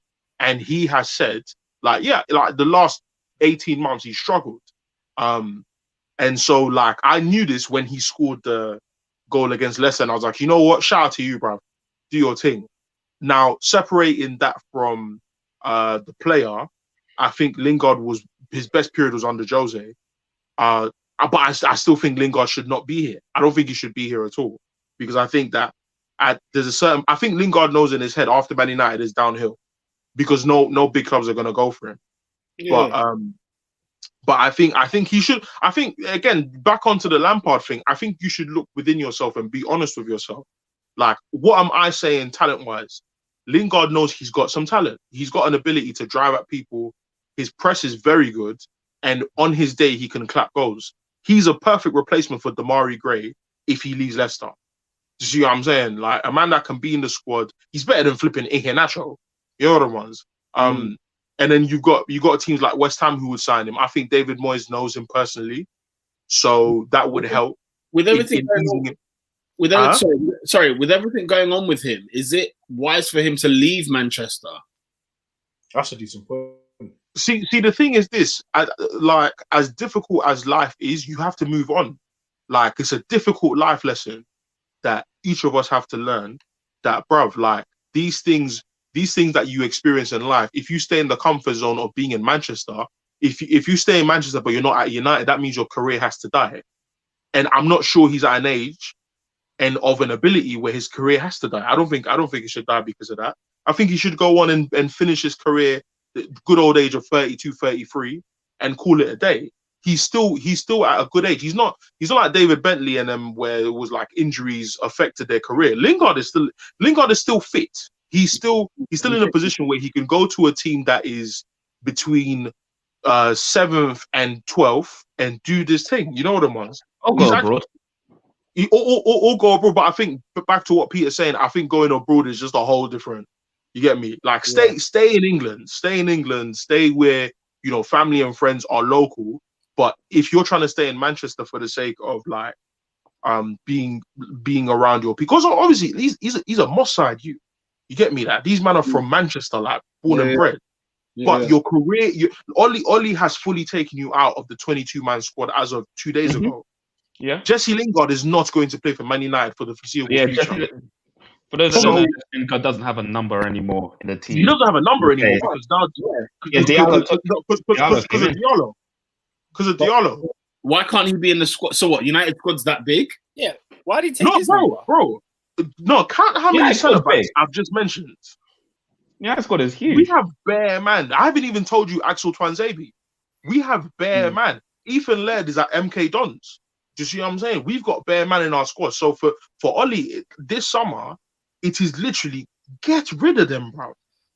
I would rather a thinner squad going into next season. There was a comment down earlier that was literally like all four of our clubs literally clear, but Man United do have a lot of depth in there that's not being used. I wanted to talk on Abdi065 made a comment, and he is someone who's proud to call himself a Manchester United fan. So I thought it's only fair to get his words. He said, "Our worst era, and we're doing better than Liverpool's best team." Few medals on the table. Yeah. Let me finish the comment. Our worst era ever, and we're doing better than Liverpool's best ever team. I told you, man, about Greenwood. Gunman, don't ever compare him to Saka. Rashford Bandicoot is loose. It's close to becoming world class. Glory, Man United. He then went on to say, "We've taken that mentality monsters tag of Liverpool. Pogba has been incredible the last 2 months. We hopefully win a trophy to instill the winning mentality in the squad. Haven't been this happy in time." Oscar, real talk. Do we want to unpack that? I don't think we do. No. I just want to put it out there. No. Shout out to Abdi. But no. Let's move on. I can't believe what I've just read. Yeah, I'm glad Ernest shut it down. I'm very glad. Because like I am not a Liverpool fan. I will never be a Liverpool fan. But let's keep it 1,000. Like, let's not do this. Let's just not do this. Let's just not do this today. Like back to Jesse Lingard. Shout out to Abdi, by the way. But nah, bro, I'm not with you on that one. Jesse Lingard will go down as FA Cup final scorer. He's a cult hero. I think he's gonna go down as a cult hero. He's one of your own, and that's a big And I'm proud to say, like, when Jesse Lingard was good, I enjoyed him being in the team. I'll never forget his Watford goal. Obviously, I'll never forget his goal at the Emirates. You see what I'm saying? But at the end of the day, we need to look at things. The thing with this stuff is you have to be objective. Just like back to the Lampard situation, look at things for what they are. Jesse Lingard does not have a future at Man United. It's sad. It's sad, but this is life. You're talking about Lingard with more fond memories than you spoke about Rooney, bro. What is this? No, because I'm thinking in the context. I'm thinking in the context of of what man's been saying in interviews, and I haven't been paying attention. Because like at the end of the day, like I'll cuss a bad footballer all day, but these guys are human beings, innit? You see what I'm saying? And the thing is, that's a lie, Oscar. Because the question I asked is, where does Rooney sit in the elites? That is a valid question. Where does he sit? He's on the Mount Rushmore for Manchester United. Well, yeah, he's number one. No. Again, we need to take it out of Man United. because in all honesty, that's a cop out. If we're talking about Man United, what I noticed in world football, I say he's tier one. He's definitely tier one. All right. No, definitely. I don't want to go through it again. The thing is, Oscar, I don't want to go through it again. Yeah, that's the thing. We went through it last week. We can do this after the pod. We can do it off air. I have a question. Yeah, Robin, go with your question. Then I got a question from Footy Agendas. If he carries on like doing what he's doing now, and just still getting goals and assists, does Bruno have a shout for PFA and potentially Ballon d'Or? If he carries on what he's doing now. You have to win this year. You got to win trophies. I hear that. You got to win trophies. PFA Player of the Year. Don't get me wrong. Bruno Fernandes, in my opinion, has transformed Manchester United. In the year that he's been there, right? I can't even believe it's only been a year. It feels like he's been there forever. But in terms of PFA Player of the Year, listen, you have to win big things. Man ain't coming out here getting Player of the Year and he's got nothing to show for it. 3 semi-finals. Is there like genuine question? I'm not even trolling. Is there no PFA Player of the Year that has not won a league or a trophy? I mean, find them. I feel like there was. I feel like there was. Player of the Year. I'll go for it. Gareth Bale won Player of the Year. Exceptional though, wasn't he? Bruno Fernandes wasn't Gareth Bale. Can we agree? Yeah, but Bruno's the level, bro. I think Bruno's been exceptional. Look, for me, if we're judging it, Bruno is definitely in contention for Player of the Year. Obviously, we've got a long way to go, but for me, he's not number one. That's the only reason I'd say no. Yeah, player of the year. He's in the conversation without a shadow of a doubt. What makes him number one? Man United need to do some serious business this year. In my opinion, if he doesn't win the league, or if he doesn't win like the Champions League, Cup or the Europa League or whatever, yeah, like it's difficult to because I look at if we look at the past, if I look at the past few what's it called, the PFA Players of the Year, you've got De Bruyne last season, but De Bruyne obviously. Although he won it last year and didn't win anything, did he? He didn't win nothing last year, did he? Nope. But he has won things with Manchester City. In a year where you could probably have given it to him in 2019 or 2018, it was Van Dijk and Mo Salah that won it. Do you get what I'm saying? Kante's won it. Vardy's won it. Hazard won it. Luis Suarez. You have to be exceptional. Now, look, if Manchester United, for example, finished second in the league and Bruno is still doing the crazy madness that he's doing now, then yeah, he could actually be a shoo-in. Yeah, go on. Because with regards to all of those players in the seasons that they had, there wasn't much room for criticism. Whereas with Bruno Fernandes, even ask the most ardent, passionate Man United fan, they will cuss him. They will say this guy he's absolutely lost for 87 minutes, but he pops up with a moment of brilliance. I don't know. It depends. It depends what you define as good football. Is that what you define as PFA worthy? Is it those match-winning moments, or is it an overall consistency throughout the rigors of the season, or is that consistency the fact that he's always able to deliver? I suppose that's the conundrum, isn't it? When I look at these winners, I just look at the fact that they were exceptional quality in that year. Yeah, like it's the quality. De Bruyne winning it last year, you're thinking, right, okay, but he was the best player in the league. He was phenomenal. Van Dijk winning it, exceptional centre half. Mo Salah, Kante's, I think there's like chewing for sure. He's in the conversation, no doubt. Not Ballon d'Or, no way, nowhere near Ballon d'Or. Not Ballon d'Or, and for me, not Premier. I think there's like 4 players who are having better seasons than him this season. So I think it's hard. Harry Kane, Grealish, KDB. You could even say Salah. Like, Salah's the mark. I think Bruno's fourth. I think Bruno's the fourth guy ahead of Salah. Yeah. No, I don't say so. I think that's. I think Bruno's the fourth guy. Ernest, you said last week innit, that Salah's not like necessarily a great footballer, like a world-class footballer, but he's a marksman. And the thing is, the numbers that Salah's putting up this season, even this season, where you're thinking this is like, I was there thinking, should I take him up my fantasy team? And I'm like, what am I talking about? He's top scorer in the league. Like the guy is doing, he still puts the numbers on the board. And by the end of the season, he could get 25 goals this season, and Bruno Fernandes doesn't beat him. But Bruno's doing goals and assists. He is, but if Liverpool win the league, then Bruno is 2 goals behind Salah in goals, and he's got 11 goals and 7 assists. So the difference for me then is who wins. He is fourth. Yeah, the thing is who wins what though.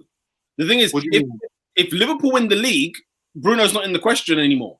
Yeah, but it's not a team achievement though, man. It's a player achievement. That shouldn't really factor into it. I think it does. The player's got to be contributing to that type. Is what I'm saying. I don't really get then what's the point of us doing player of the year if you're going to factor in what the team has won? Like, you may as well just give it to the best team. The team get the Premier League, and then let's leave it off. There's no point going, who's the best team, and then let's pick the best player from that team, and that's player of the year. Oscar, what I'm saying is, it's not goals and assists that win you PFA Player of the Year. It's not. But if Liverpool win the league and Bruno is better than Salah, then Bruno should get Player of the Year, regardless of what he's won. I'm not even saying that Bruno is the PFA Player of the Year. I'm saying he's fourth. That's what I'm saying. Yeah, I know you are. Who's the best player in the league today? If we stop now, who's the best? For me, I think it's Grealish. Grealish, to be fair. Yeah, that's a good shout. Yeah, I'm not moaning. For me, it's Grealish. You can't argue with Grealish for me. No, he's wavy. That's a good shout. And the thing about him that a lot of these guys don't pass regularly is he passes the eye test every week. Every week, Ernest. No, every week. The aesthetics, bruv. He is flipping the Ivy Asia, bruv. He is Gaucho. Every week. The eye test. He's cold. He's cold, man. That's an attraction.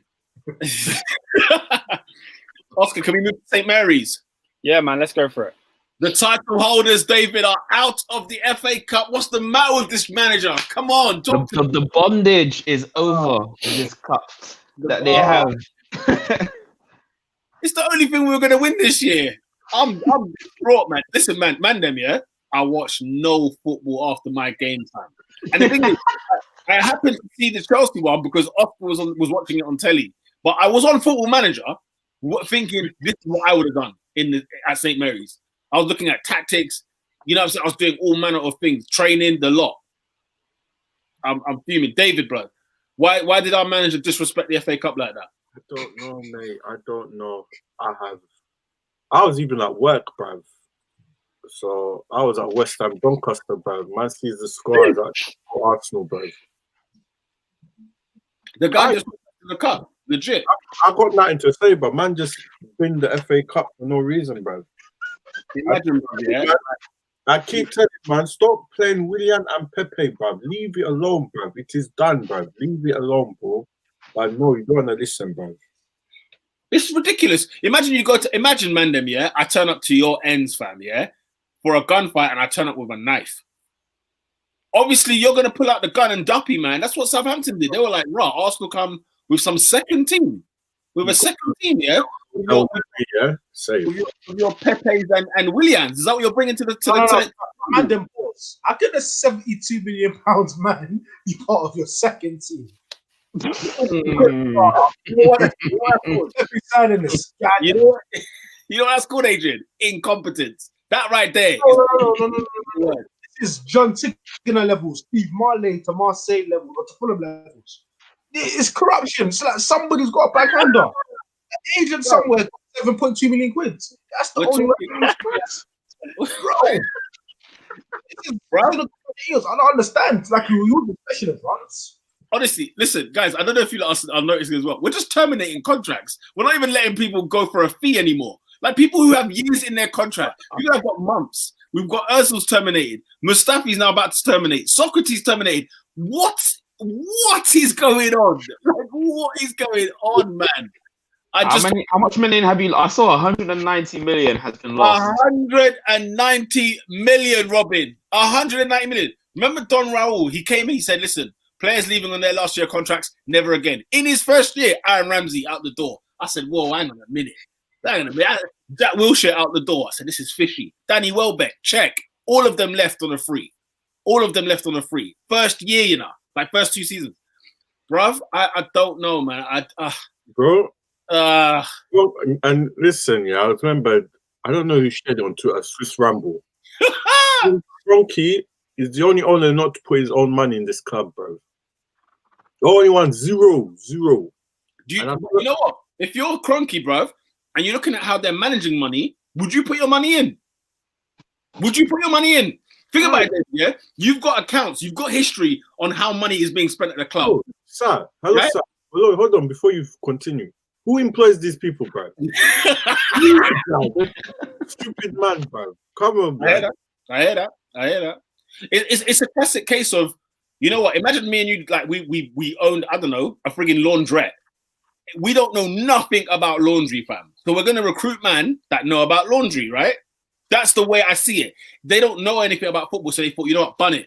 We're gonna have the football man them and whatever, and the businessman them in London deal with the thing there. Let's not even pretend like we know what we're doing, because they don't know what they're doing.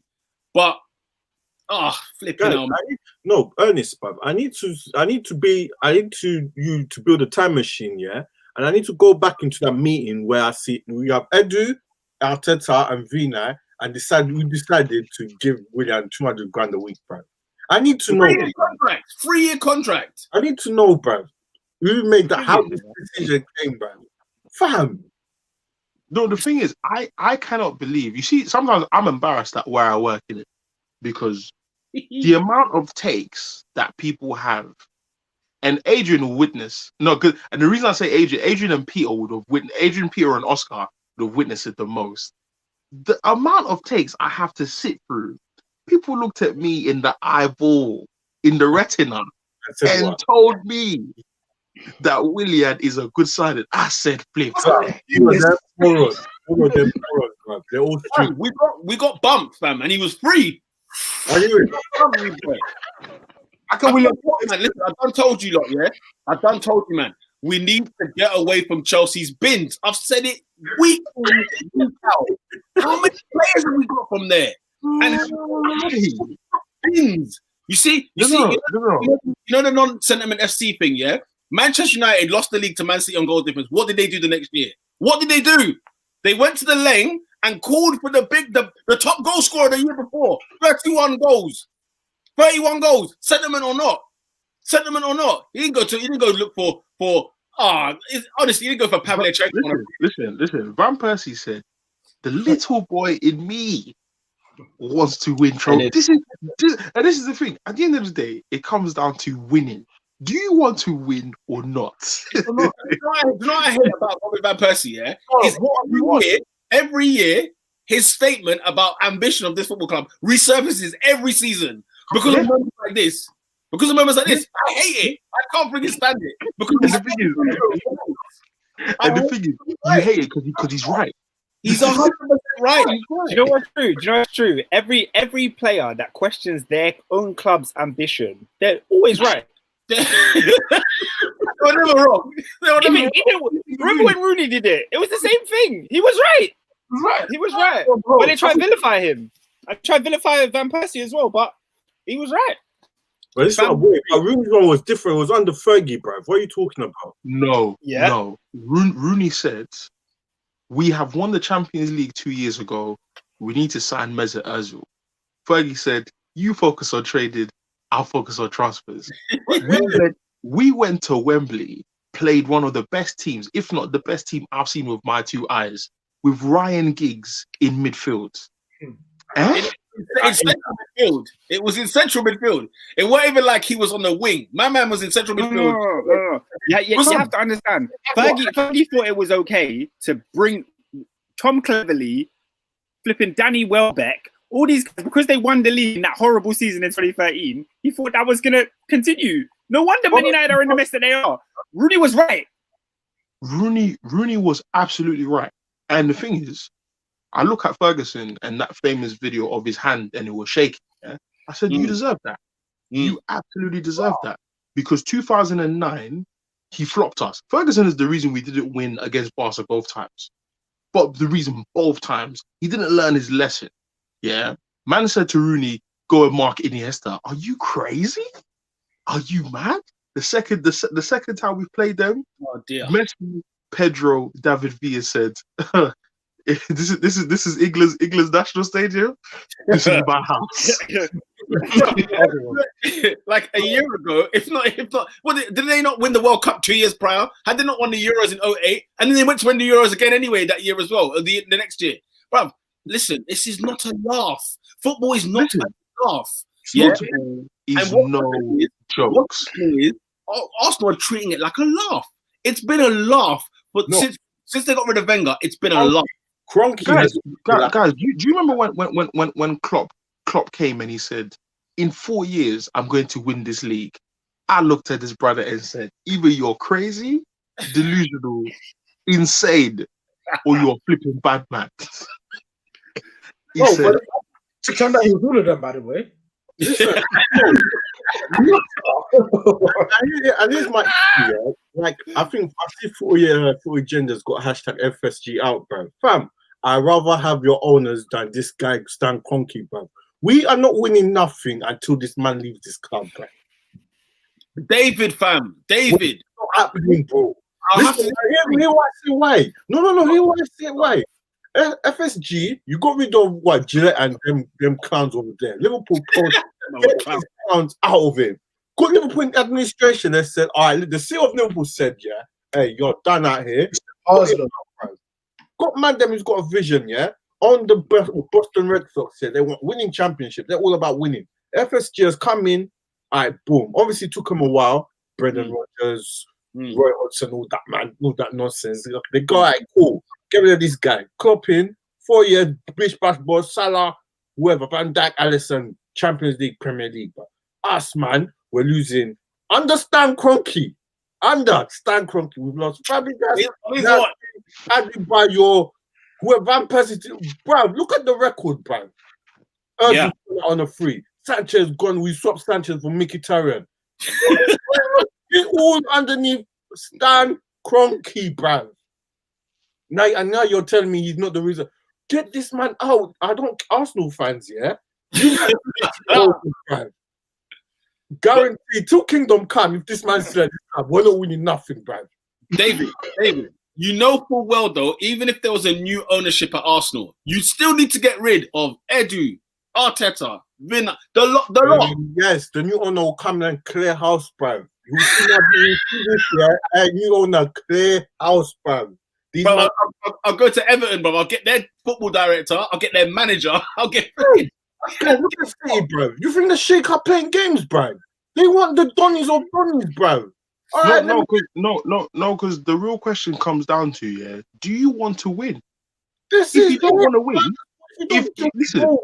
if you want to win, then what are the plans in place you're going? Listen, some certain teams need to start doing vision boards, bro, because them man are not doing anything, bro. Like you need to put plans. No, honestly, you need to put plans in place on how you're going to achieve this win. You think RB Leipzig came out of nowhere? This was a plan. This was a plan, bro. And teams are not planning. This is why I'll forever love Roman. The top of this club has more ambition. This one has more ambition. This team has more ambition. Right here. Martin, yeah. What? Fam. What? We've won the league in the women. You know what I'm saying? We're actually going out there buying big players. You know what I'm saying? So, bro, it's a sad state of affairs, fam. And this is why it's been so hard to watch Arsenal anyway, because doesn't make any sense. It doesn't make any sense, man. It's just can I just bust like Endo, yeah? Like, fam, okay, you had them man there, yeah. Obviously, you came close to winning the league with Suarez and Sterling. Torres wanted to dip. He wasn't happy. Money they got for them. Look how much money they got for those players. These names. Oh, and I'm talking about the whole thing, guys. Put your agendas, boss. Like we have lost them world-class players on free, blood. You got 113. How much money you got for Suarez? 50 for Sterling, 50 for Torres. Please tell me how much Özil free. Sanchez, we swapped him for Mkhitaryan. And David, also to add to your point, those guys he's mentioned, I think that was sold in a different climate in football, where 75 M's for Suarez at the time was big P. Then it got increasingly higher year after year. At the time Fabregas left at a time where 30 million was still big P. You see what I'm saying? So a lot of Liverpool fans like to point out Coutinho in that, but Coutinho in 2012-13 was not going to cost 140. So it's the context of the time that you're selling these players matters as well. But Palace were asking for 80 million for Zaha. 2014, when he just left Man United, is he going for 80? No, he's not. No chance. He's not. What's crazy about the point that David's making is that we were very close to seeing it again like this summer. Like Aubameyang could have gone for something very, very little if you guys didn't tie up that contract. And it's just such a, because I thought when we started this podcast and we talk about Arsenal, I thought we were going to talk about Matt Ryan and Odegaard, but we always end up talking about the macro things at Arsenal because it's so bad at the top. Yeah, it's nuts. But it's them ones where, like, you look at the recruiting again. You know what are we in it? You know, I've got time for Rob Holding in it, yeah. But why have we given him a new contract this season when it runs out in 2023? How much time do you have for him? Say again. How much time do you have for him? I'm just saying I got time. That's what I'm saying. I'm not saying anything more than that. But he's not sniffing English words. Say again. But the thing is, he's not sniffing. My thing is with Rob Holding, genuinely, you can make an argument that there are 15 English alone centre-backs better than him. English. So why the hell is he good enough to be even a part of Arsenal? Adrian, I am bored of Arsenal Football Club. The point or Rob Holding. But you know, like, we're talking about the decision making at the club, right? Rob Holding had a contract till 2023, and for some reason We've renewed his deal, and I haven't got a clue why.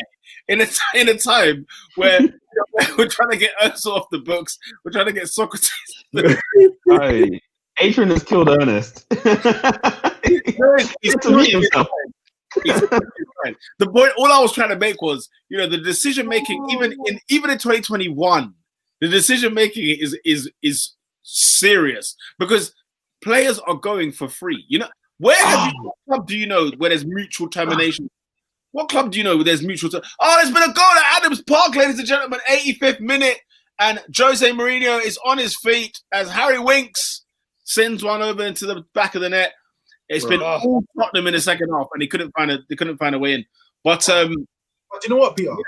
I'm actually with the mutual terminations because there's a lot of junk that you just need to decline, get rid of. Your Mustafis, your Kolasinacs, the players that just genuinely they're not going to get a look at your Socrates. So I'm actually all right with it in this capacity because these are players not really much resale value for them anyway. You might as well get rid and free up space for better players. I'm with you, but look at the trend. Watch the trend next year. Willian will be the next one. Flipping out. Willian's not going to have a 3 year contract. I'll pay for that. He's not gonna friggin' finish the 3 years here. Surely not. David Luiz, new contract. I can't believe that he even has one. Yeah, he needs to be out of it. You know what I'm saying? There are players even now. Now we've sold Siad Class. Well, we even sell him. He's on loan. Siad Kolasinac. We have one left back. And for some reason, Saka was brought on Saturday. Saka was brought on Saturday. I think there's a third goal, ladies and gentlemen, but Tottenham making it 3. Tanguy and Mbele seems to be celebrating. And Mourinho's punched one of either his coaches or his players. I can't see. It was the back of him. What was I saying? It's just one of those where You said Saka came on. Saka comes on. We think it's to play at left wing. He takes him off for Martinelli. I don't know what Martinelli comes off the field for. And then he puts Saka at left back at some point in the game. It's just and then tomorrow we've got Southampton again. And again, yeah? Yeah. And now I'm annoyed. And now Adrian, yeah, we've got a youngster, yeah, Balogun, yeah, who we cannot afford to lose. And then how good is this you? How good is this Balogun you? I keep hearing a lot about him. He's scoring goals in wherever he's thinking it, yeah, but he's under 18s. He's just ducking, bruv, yeah. And you're telling me he can't get in front of Eddie, bruv. I'm pretty sure he's got more goals than Eddie for Arsenal in the first team this season. I'm pretty sure. And Ernest, the problem we have, yeah, nowadays, yeah, all these kids want to play, bruv. It's not like back in the day. Times have changed, bruv. Where you can say, yeah, I'm at Arsenal, and all the girls want to say, yeah, he plays for Arsenal. Bro, everyone wants to see you playing on the pitch, bro. Sancho, you're not playing, man? All right, cool, I'm out, bro. Especially because they've seen how good Saka has been. Like Saka's been like good for you guys since he's come. I'm a big fan of Emile Smith-Rowe. I heard about this when Walcott was there. And I've never seen him play. I was like, yo, this guy's wavy. He's sick, bro. He went out on loan. Do you know what? And start ducking, I think like you lot are saying, yeah, you look at your Sakas, your Fodens, your so-and-so, the 16, 17, 18-year-old kids, they don't think the Premier League is like a huge step up. They're like, I'm levels now. I train with these guys, and certain guys that you're paying hundreds of thousands a week, like your Williams or whoever, they're not doing it. So let me play. Like, there you go, I hope they play, man. I hope the kids play. Fam, I'm all for everyone. And then he goes and posts after the game that we lost him scoring a goal. And I'm all for the smoke, blood. He's putting us on the ropes, fam. He's putting them on the ropes. This contract. So what? Yeah, what's the deal with this contract situation? Like, what? It runs out in the summer. So he's gone. What? Wait, what? 15 football clubs, according to Dave Ornstein, are interested in signing him. 15, including Liverpool and Dortmund. He's out of it. Let him go Dortmund. Let him go Dortmund. He's out of it. Man, he'll do good at Liverpool, man. He's good, bruv. He's good. He's a good player, man. And then look, we got Lacazette. Who's in his 30s. Aubameyang in his 30s. This is the guy for the future, bruv. Now these men think are gone. Well, we're gonna spend 56. We don't have money to spend like that, bruv. What are we doing, man? Come on, bruv. it took Arteta quite a while to realize how good Emil Smith Rowe is. So maybe he just hasn't. He had to be forced around to it. And he was lucky. Yeah, he was lucky because he had to be forced into that. Yeah, he was forced into that. Where are you guys with Arteta? Where have I been from minute one? Listen, he's the next one to go, but he doesn't pattern up, bro. Where was I? Where was I when he was rumored? Mad. You know what I'm saying? Oh, so Ollie. So are we saying Ollie is the best out of the three then? Listen. This is not a conversation about Ollie Robin. It depends. It depends what you're looking at. Though. It depends what you're looking at. Yeah, because all it takes is 3 defeats in a row, and Man United are 7th, and we're having the conversation again about Ollie. I just need to ask. I just need to ask the question again. Is it? Would you rather be pooed on or weed on? That's the question we're asking here. Neither of them can be there. Listen, as much as Man United are doing good right now, Ollie should not be the Manchester United manager. Can we keep it up, please? Can we keep it up, please? Man United, if you have the chance to do it, watching Pochettino walk to PSG is one thing. Watching Tuchel walk to Chelsea is another thing. Allegri is still unemployed, and they're. I'm not gonna lie. I'm not gonna lie. When people ask me about Ollie, I always tell them, listen, I tell them 2 things. Ollie's good until he's bad. Yeah. The second thing is, if Carlo Ancelotti today said with his chest, at the end of the season, I want to come to Manchester United, I'll phone Ollie myself and be like, my bro, kidnap him. Kidnap him. You just get rid of him. And this is the thing. It's still not clear. You can't back. I don't think any Man United fan can back Ollie with their chest. You can't because it's so uncertain. Like we were clapping teams after the 6-1, beat every team in our group in the first leg, and not drew, lost. Ernest, please, yeah. Let me go back in history in Premier League title winners. Yeah, Jurgen Klopp, Pep Guardiola, Jose Mourinho. Yeah. Manuel Pellegrini, Sir Alex Ferguson. We're talking about big stake here, fam. We're not talking about these dibby guys, bro. Man said it's strictly Wagyu over here. Oh, it's that Wagyu beef. Are you mad? That's an expensive cut. That's an expensive cut right there. Look. You do not win championships with dibby managers, fam. Yeah, guys. You might get the odd one here and there with your Ranieris of this world and whatever. But ladies and gentlemen, if you are serious about winning the league, show me you're serious by the manager you have. That's the title. The title of this podcast, as Ernest kept saying, is "Do you want to win? Like, do you want to?" Because look at, for example, Lampard's just been sacked today. He's sacked on more points than Ollie had at this point last season. Like at the same point, Man United didn't sack him. Chelsea said, "Nah, they're getting in Tuchel." I'm upset about it, but who cares? They want to win. So at the end of the day, the justification for keeping Ollie will be where we finish at the end of the season, and it will prove where Man United want to be.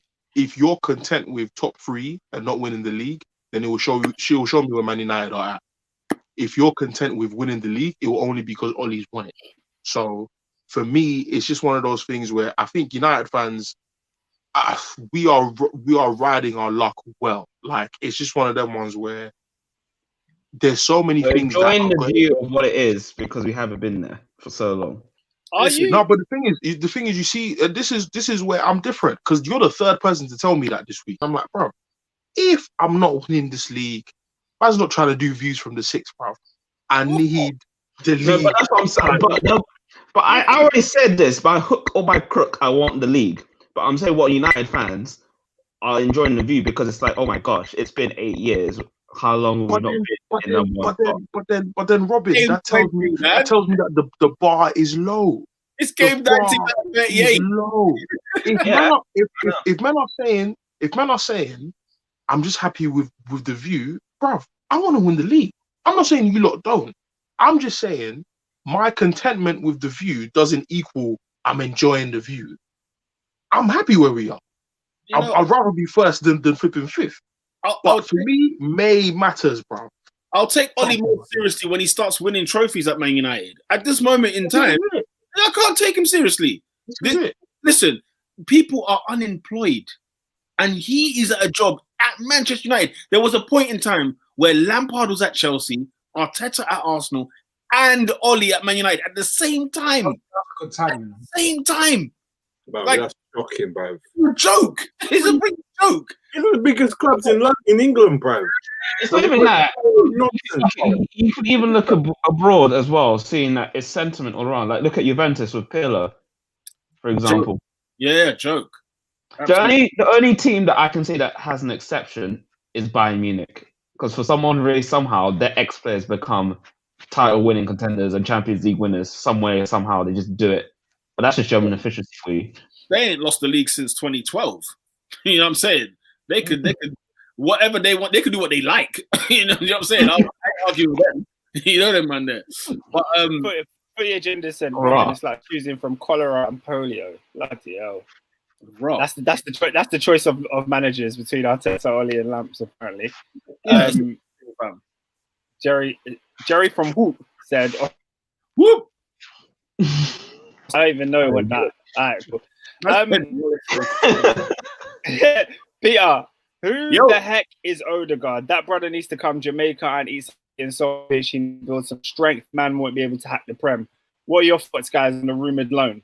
I mean, Have you seen Riyad Mahrez? What kind of right? Player of the year, Riyad Mahrez. Premier League winner, Hey, what's 2 like? times, 3 times. Riyad Mahrez.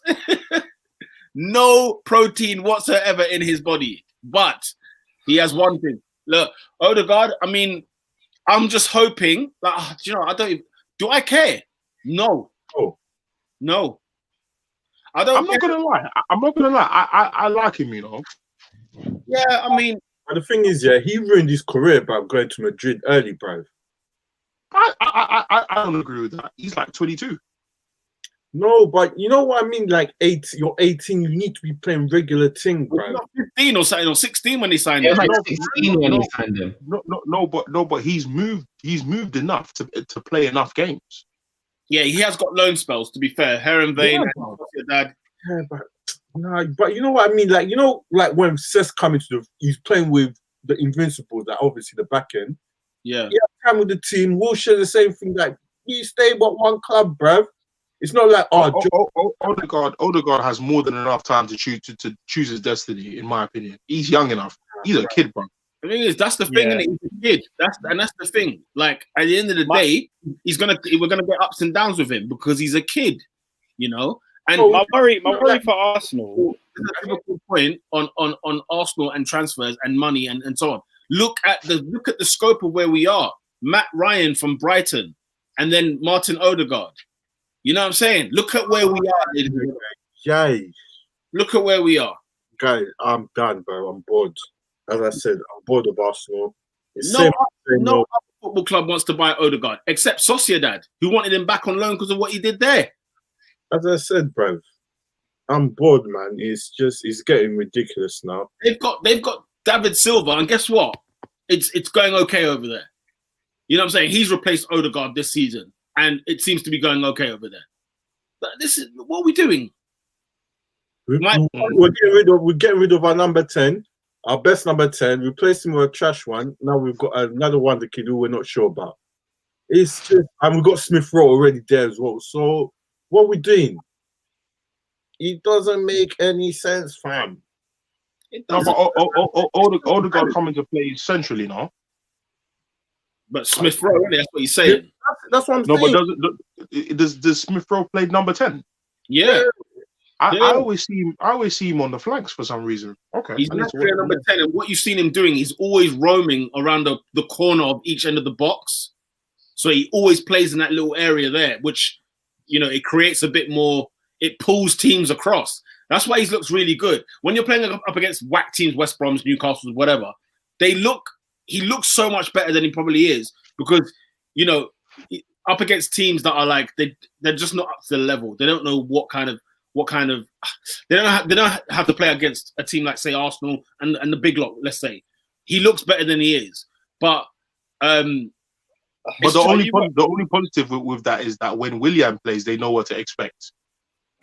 true. Why is So- William at the football club? That's you're asking a philosophical question.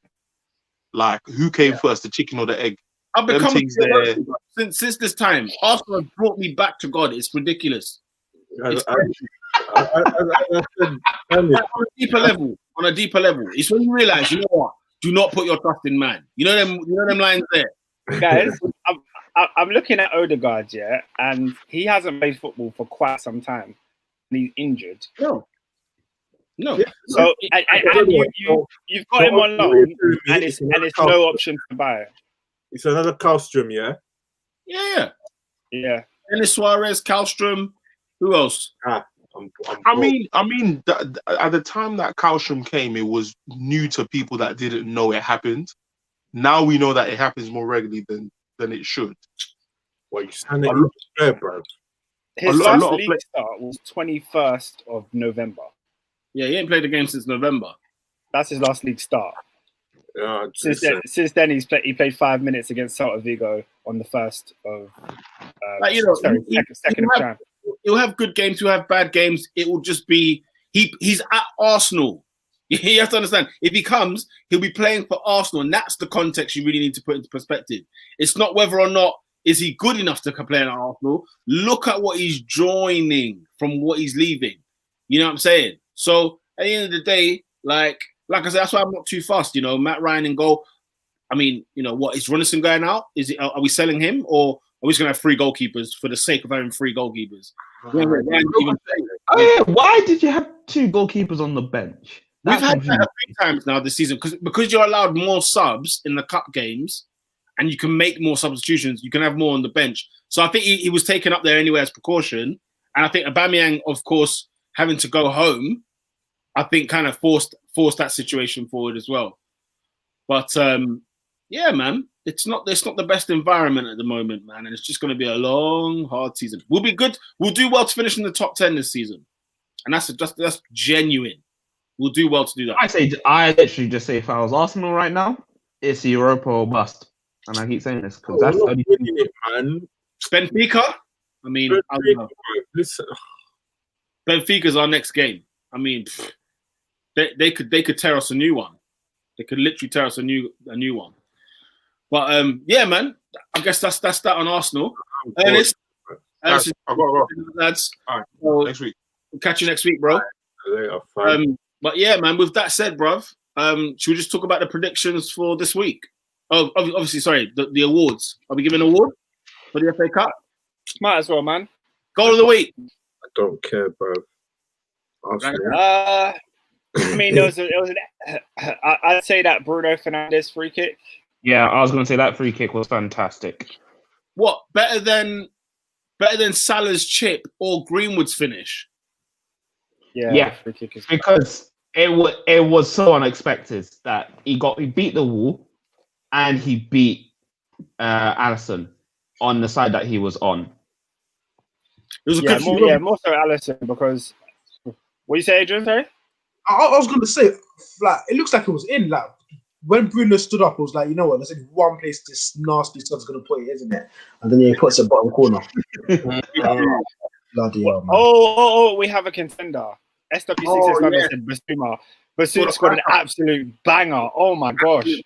Actually, yeah. True. Yeah. All right, let's get voting. I'm going to go with Basuma. Thanks for that, SW6. Cheers for that, Basuma. Basuma. Is it Basuma? Yeah, Basuma will win. All right, goal of the week. Team of the week. Were there any upsets? I don't think there were. Arsenal. Probably the best was Arsenal. Chelsea beat Luton. That's a Chelsea beat Luton. And then got Man fired, bro. You know, Man United beating Liverpool, man. And when you look at the way the game planned out, you know, Liverpool taking the lead, I thought, yeah, that's game done. Man United again. You mentioned it earlier today, Robin, that the resilience of them, we can't ignore that. They are resilient, man. That's one thing I'll give United. They fight to the end. So my thing is going to be either Southampton or Manchester United. I'm gonna say United. They beat Liverpool. It was a big game, the biggest tie of the weekend, and they won it. So shout out to them. Footy agendas. said team of the week is Aston Villa because they beat Newcastle 3-0. Yeah, I mean, that's, expected. Dead, man. Yeah, that's what I said. It's expected. Yeah. I'll give it to United. Newcastle shocking. Man United for team of the week for me. All right. Man United is the team of the week. Player of the week. Sorry, I forgot that. Player of the week. Tammy Abraham. Oh, hat-trick hero. Yeah, that's a big shout. Tammy Abraham. Yeah. Tammy Abraham. Gonna bust it in the Prem. He dumb. Yeah. Tammy Abraham has actually been one of Chelsea's best players this season. A bit underrated. He's our top goal scorer, mate, and he's hardly had game time. Shout out to him. And he's quite clear your top goal scorer as well, isn't it? He's gone by some distance, and he's having no game time as well. So in the league he has, but not overall. I thought overall he was clear. No, like Werner's like 2 or 3 behind him. What overall? Huh? What overall? Oh, okay. Yeah. I thought people because Werner's got so much stick. People think he's been terrible all season. He's got about 8 goals in all comps. No, Werner's got 9. Werner's got 9. Tammy's got 11. So he just overtook him. Okay, fair enough. Yeah, big up to Tammy Abraham for me. Yeah, the only person to get a hat trick can't be anyone else, really. Yeah, you can't beat that, can you? Tammy Abraham is the player of the week. Who's not that guy this week, ladies and gentlemen? He's not that guy. Who's not that guy yet? I really don't have one. I had to search deep. It's not worthy, but yeah, I don't really have one. If you lot got one, so does anybody else have one? I think Adrian should line up his young starlet. Oh, no, that's not fair, Robin. That's not fair. It's not fair, but he had a meh. It's not fair. It's not fair. Yeah, that's It's actually. Do you know? Nah, it's not fair. It's not fair. It's not fair, bro. He was exposed. He's exposed. But if anything, you give it to his manager because he's been exposed out there. What can he do? Nah, that second goal though. We shouldn't have allowed Rashford to score the second one. So I was just like, I don't have one, but let me just give an honourable mention. Where was this game? I don't even know what league this was. I think I found one. Let me give my one. Yeah, this guy is a young youth. He's a youth, bruv. Born 5th of September 2001. Joined West Brom Albion. Then, well, he hasn't played a game yet. So, and then he's gone out on loan to Cheltenham Town FC. In League 2. And this gentleman, they're playing Newport County. And the goalkeeper, innit? Mr. Tom King, bro. He's taking a goal kick. The ball has gone 105 yards, bounced over the keeper's head and into the back of the net. 1-0. So, honourable mention. What's his name? Let me get his full name, bro. Because I know these, man. They got a long name. Joshua James Griffiths. You're not that good, bro. I know you're only 19, but pattern up, bro. You can't be letting in Guinness World Record goals, 105 yards, letting the keeper score, bro. So wow, I saw that. That was really nice. Nice little dip on the ball, took it over him. Not much you could do about it. Footy Agendas said, not that guy is FSG. It took 5 years to build this team, and you do not back the club's most successful Premier League manager in a crisis. Any hope of a dynasty is over, and top 4 is a serious doubt. Oh, Liverpool fans, you lot was crying at every chance you get. Wow! Oh my gosh! What is saying, guy, the brother? How many points are they off the top? Title during Corona. 6 points off the top, and they're crying. I mean, it could be 9 by Wednesday, but we'll see. But no, we played this amount of games there, so it can't be 9. No, obviously week 20. So we play Sheffield on Wednesday, and then they play on Thursday against Tottenham. Yeah, but it can't be 9 until they lose to Tottenham. That's the point. Yeah. So look, Klopp has got a task on his hands, and let's be honest here. Yeah, the best managers in the league, the best managers in the world, your Fergusons, your Arsene Wengers, are the guys that win a league. The other teams suss out what they're about. They rebuild that team and they win a league. Every top team has gone through injury seasons. Every top team has gone through this. And if Liverpool want to be the dynasty that you claim, then you're going to have to show Klopp a little bit more support than this. Like, he's not out yet. I get that you're down. I get that Liverpool are down, but he's not out yet. Klopp is still one of the best managers in this league, and he's going to bring Liverpool back to championship for that title this season, if not next. Do you think that Rona is what's causing them not to be spending like the big P? Do you reckon it's just a Rona thing? I even forgot about that. Probably, yeah, man. But I think probably. But like Big P, like what? Because Liverpool, they need a centre half, don't they? Let's be honest. They need a centre half. They need to buy a striker at some point. I mean, but like in the summer, they spent what 40 million on Jota, and they brought in a last minute.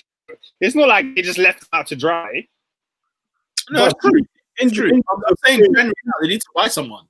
Injuries have messed up this team, bro. Yeah, injuries flopped them, man. Liverpool fans are crying. Boss like Endo and Footy Agendas are crying, bro. It's not all doom and gloom. Relax, come on, man. I'm with you. I've got an honourable mention for not that guy as well, David. I want to go over to the Nottinghamshire Football Association. Oh, gosh. This gentleman. We have somebody here who has been only listed as a FIFA-listed referee from the year 2020. Newbie in this game, right? Swear. Oh, yeah. Started refereeing at 16 years old, where he managed the Notts Alliance League and the Northern County Leagues.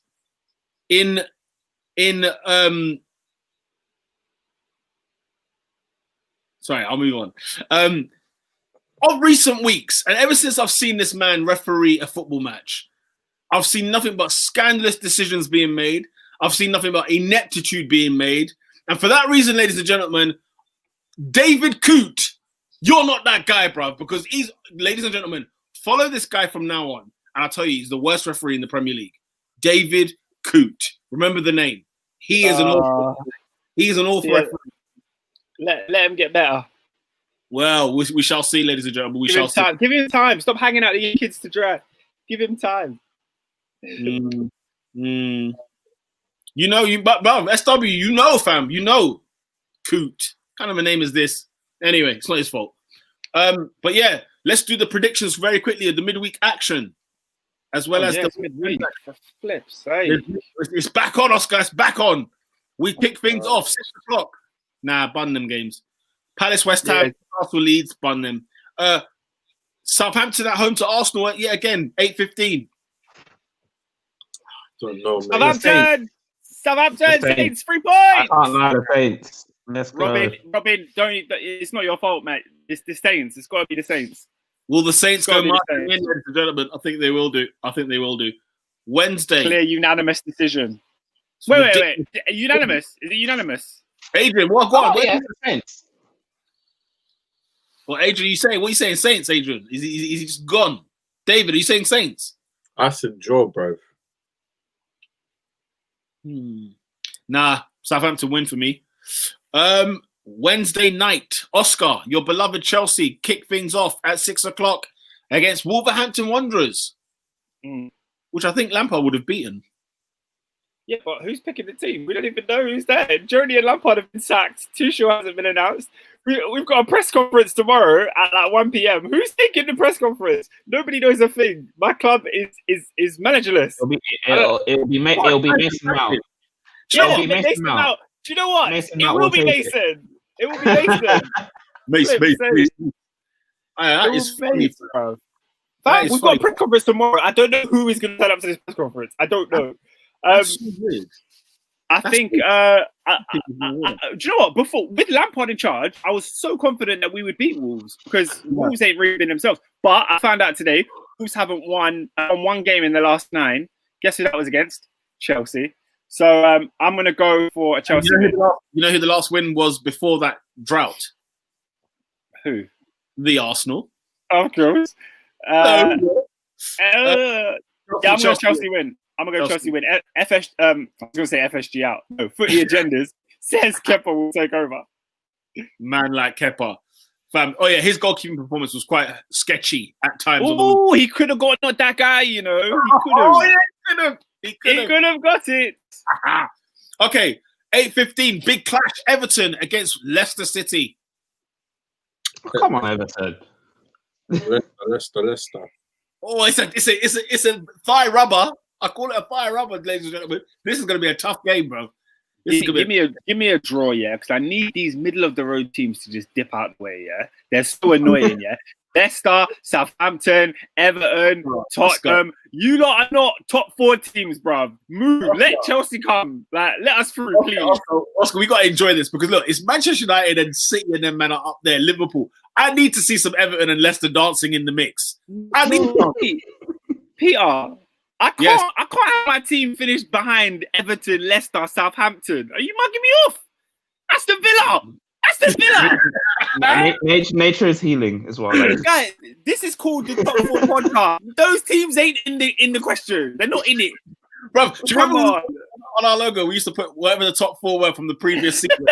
Could you imagine the mess that we could have next season? Imagine Messi's Everton, Leicester, Villa. That'd be funny. All right. It's a tough one. I don't know who to put. I don't know who to pick. I'm going Everton. You're going Everton. Leicester. Oscar, you're saying draw. Draw, please, draw. AD, are you there? Yeah, draw. Mad thing. Yeah, I think draw, man. It's gonna be a nip and tuck. Manchester United at home to Sheffield United. I think we know where this is going. Man United. Full house, Man United. 43 points. Come on, guys. Man United. But I do think it will be a tough game. In the Premier League next season. Lads, question: When should we start saying, look, can Sheffield United do the right thing and get shot, or are we not allowed to do? No, I'd let him rebuild again in the Championship. I mean, Chris Ryder needs to go. Needs to. It's late, guys. It's too late. Yeah, it's too late now. They're not staying in the league. It's not too late. It's too late. We've played 19 games. Peter, it's too late. It's too late. Can I tell you why it's too late? What are you talking? Can I tell you why it's too late? Come on, 7 points off the top. PR. Their goalkeeper is Aaron Ramsdale. Yeah. Chris Basham, John Egan, Ethan Ampadu, John Fleck, John Lundstrom, Oliver Norwood, Aidan Bogle, Ben Osborne. What manager is taking these guys on a 9-game streak where they collect 15 points? It's not happening. Do you know who would do that? Listen, Robin, you know where I'm going with this one. It is pure banter, but do you know who could actually do it? Oh gosh! Do you know who could do it? No. He's gonna say it, isn't he? The people. I know he's gonna say. I knew he's gonna say it. If there is a manager in football that should never ever go through these streets and somehow does, Guardiola, ladies and gentlemen, could be the Sheffield United manager. Now, don't get me wrong; they'll go down with him in charge. Let's be clear. I know for real, but no, I don't think it is. It's not over. It's only halfway in the season. It's not over yet. It's too late. and getting Allegri, then they'll be safe. They'll be all right. Right. What's it called? Wait, I try to address a comment quickly. Lamps Ramp says, yes, Lampard out, so happy. Shut up, all right? Just shut up. 2-1. Starting beef. Nah, I'm so upset that everyone's taking so much joy in this. This is the saddest day of Chelsea Football Club's history. Right, Lampard. Thursday night, yeah? Thursday night is a Spurs night. Tottenham at home to Liverpool. Jesus, another thigh rub. The drawest of draws. I've got Tottenham in this, man. Nah. Liverpool showed them. Liverpool showed them who they are. Like, why all this Tottenham hype? Yeah, Tottenham got slapped up when they went to Anfield, and they're gonna get slapped up again. The drawest of draws. I can see that. Man. I see Spurs winning, bro. I see Spurs winning. I see Spurs sitting back and getting beat in the first 10 minutes. Salah will score, and then their whole game plan will go out the window. Mo Salah running down the wing. AD, what do you think? Did I see signs of recovery against United on Sunday? Not enough. I'm gonna go draw. Draw. Fair play to you, my friend. Fair play to you, my friend. Okay, I'm just going to pick the saucy games from the weekend. All 5:30 on Saturday, Robin. It's a top 4 derby. It's Arsenal against Manchester United. Oh, God. At the Emirates. At the Emirates. Is this Bruno's first time to the Emirates? Oh, fantastic. Raw. Oh, well, he didn't play It is. in the 2-0 No, I don't think he did. when Pepe and Socrates scored. No, because it was before he came. It was January, remember? Because he came at the end of Jan. Oh, end of Jan. Okay. Yeah. All right. Fair dues. So, yeah, Bruno. Oh, dear. David, Man United at home. What do you reckon? I Bruno Fernandes. Fernandes. would go for Man United to beat us. Yeah, I'm going Man United, man. Their away record is mad, and it's mad. They haven't lost since they lost at the end. I didn't realize it's been a year since we've lost. Was it at the away. end? Last away lost. Yeah. Mm-hmm. Can you imagine? Nah, Arteta pattern up, bro. Make sure you get these up with another L, but it's not. Arteta is the only manager left Ollie has not beaten. So I was like, okay, Come on, we need to end this hoodoo. come on, Arteta. Keep some pride on your shirt, my friend. Yeah, Oscar, what do you reckon? Do you know what? Yeah, I think you can't underestimate Arsenal, man. When you got your full team, if he plays Emil Smith Rose, Partey, Xhaka, it won't be an easy game. It won't be like United would run over. It'll be end-to-end stuff. I can see a draw. I do think United winning. I can see a draw. Like, Man United have so many match winners, but I just don't know if they come up against a team that plays well, can they handle it? Yeah, but we're I think not going Sunday showed that we can. to attack thing though. We're not going to be playing on a counter now. Huh? Yeah, true. Yeah, we're going to be the one with the ball, aren't we? We're not going to be playing on a counter attack. Yes, so? Like before, how we used to just park the thing and wait for. Bro, Yeah. Arteta did that like 2 or 3 games on an FA Cup run. The last 3 or 4 games what we've won in the league, it's not been a counter-attack team. No, it's not. But What I'm saying, like, the players who we done that with was who did we have? Pepe, Willian on the I can't even remember. We're not going to do the same. We're not going to play the same. And it really does depend if you have Aubameyang or not, because we don't know what's happened with him yeah, or what's going on. Yeah, it's them ones. We're a mid-table team, innit? So with Arsenal, you can't guess. Some games they win and some games they lose. And this could be one of the ones where the iron strikes hot. But then again, we could absolutely get roasted. Like that's the definition of a mid-table side. It's what we're doing. And I think the mindset of the United players right now is like, right, we are first. They're on fire. City are behind us, and they are chasing us down. We need to not lose any games now on. Yeah, United's resilience is what worries me, and that's why I've gone from United. 8:00 kickoff, Southampton Villa. Sorry, Adrian, do you have anything on the Arsenal game? Yeah, I'm going 1-1. Oh, interesting draw. Abdi says Arsenal 0, Man United 2, Arsenal no. I think he should be back by then. Do you know what happened to him? No, I don't. It's just a personal issue at the minute. I don't think he's playing tomorrow against Southampton. So touch and go for Man United, if I'm honest, because that game comes. The Arsenal Gooner said we need to put a dent in this title run. You're damn right, the Arsenal Gooner. Let's. If anyone's going to stop this Man United train right now, it's got to be the Arsenal. Southampton against Aston Villa. Nice 8:00 kickoff. Nice game. The Villa. Up the Villa. Want to see the Villa. That's a tough game, man. It's going to be good football. Good football. Looking forward to that. Good blood. Oscar on Sunday. It could be Tuchel's first game in charge as he takes on Burnley. 12:00 kickoff. Oh, the tea. Burnley.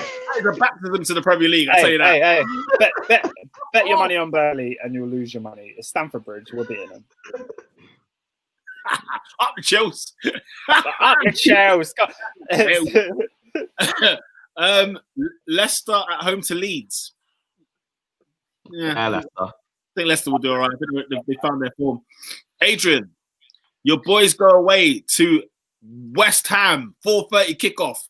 Lions. Oh, so that's an interesting game because I believe if West Ham win their game, they go into the top 4 this week. Holy smokes! Before they play Liverpool. That's frigging true. Let's see where West Ham. They've got 32. Yeah, they're 2 points behind Liverpool, and Liverpool are in 4th.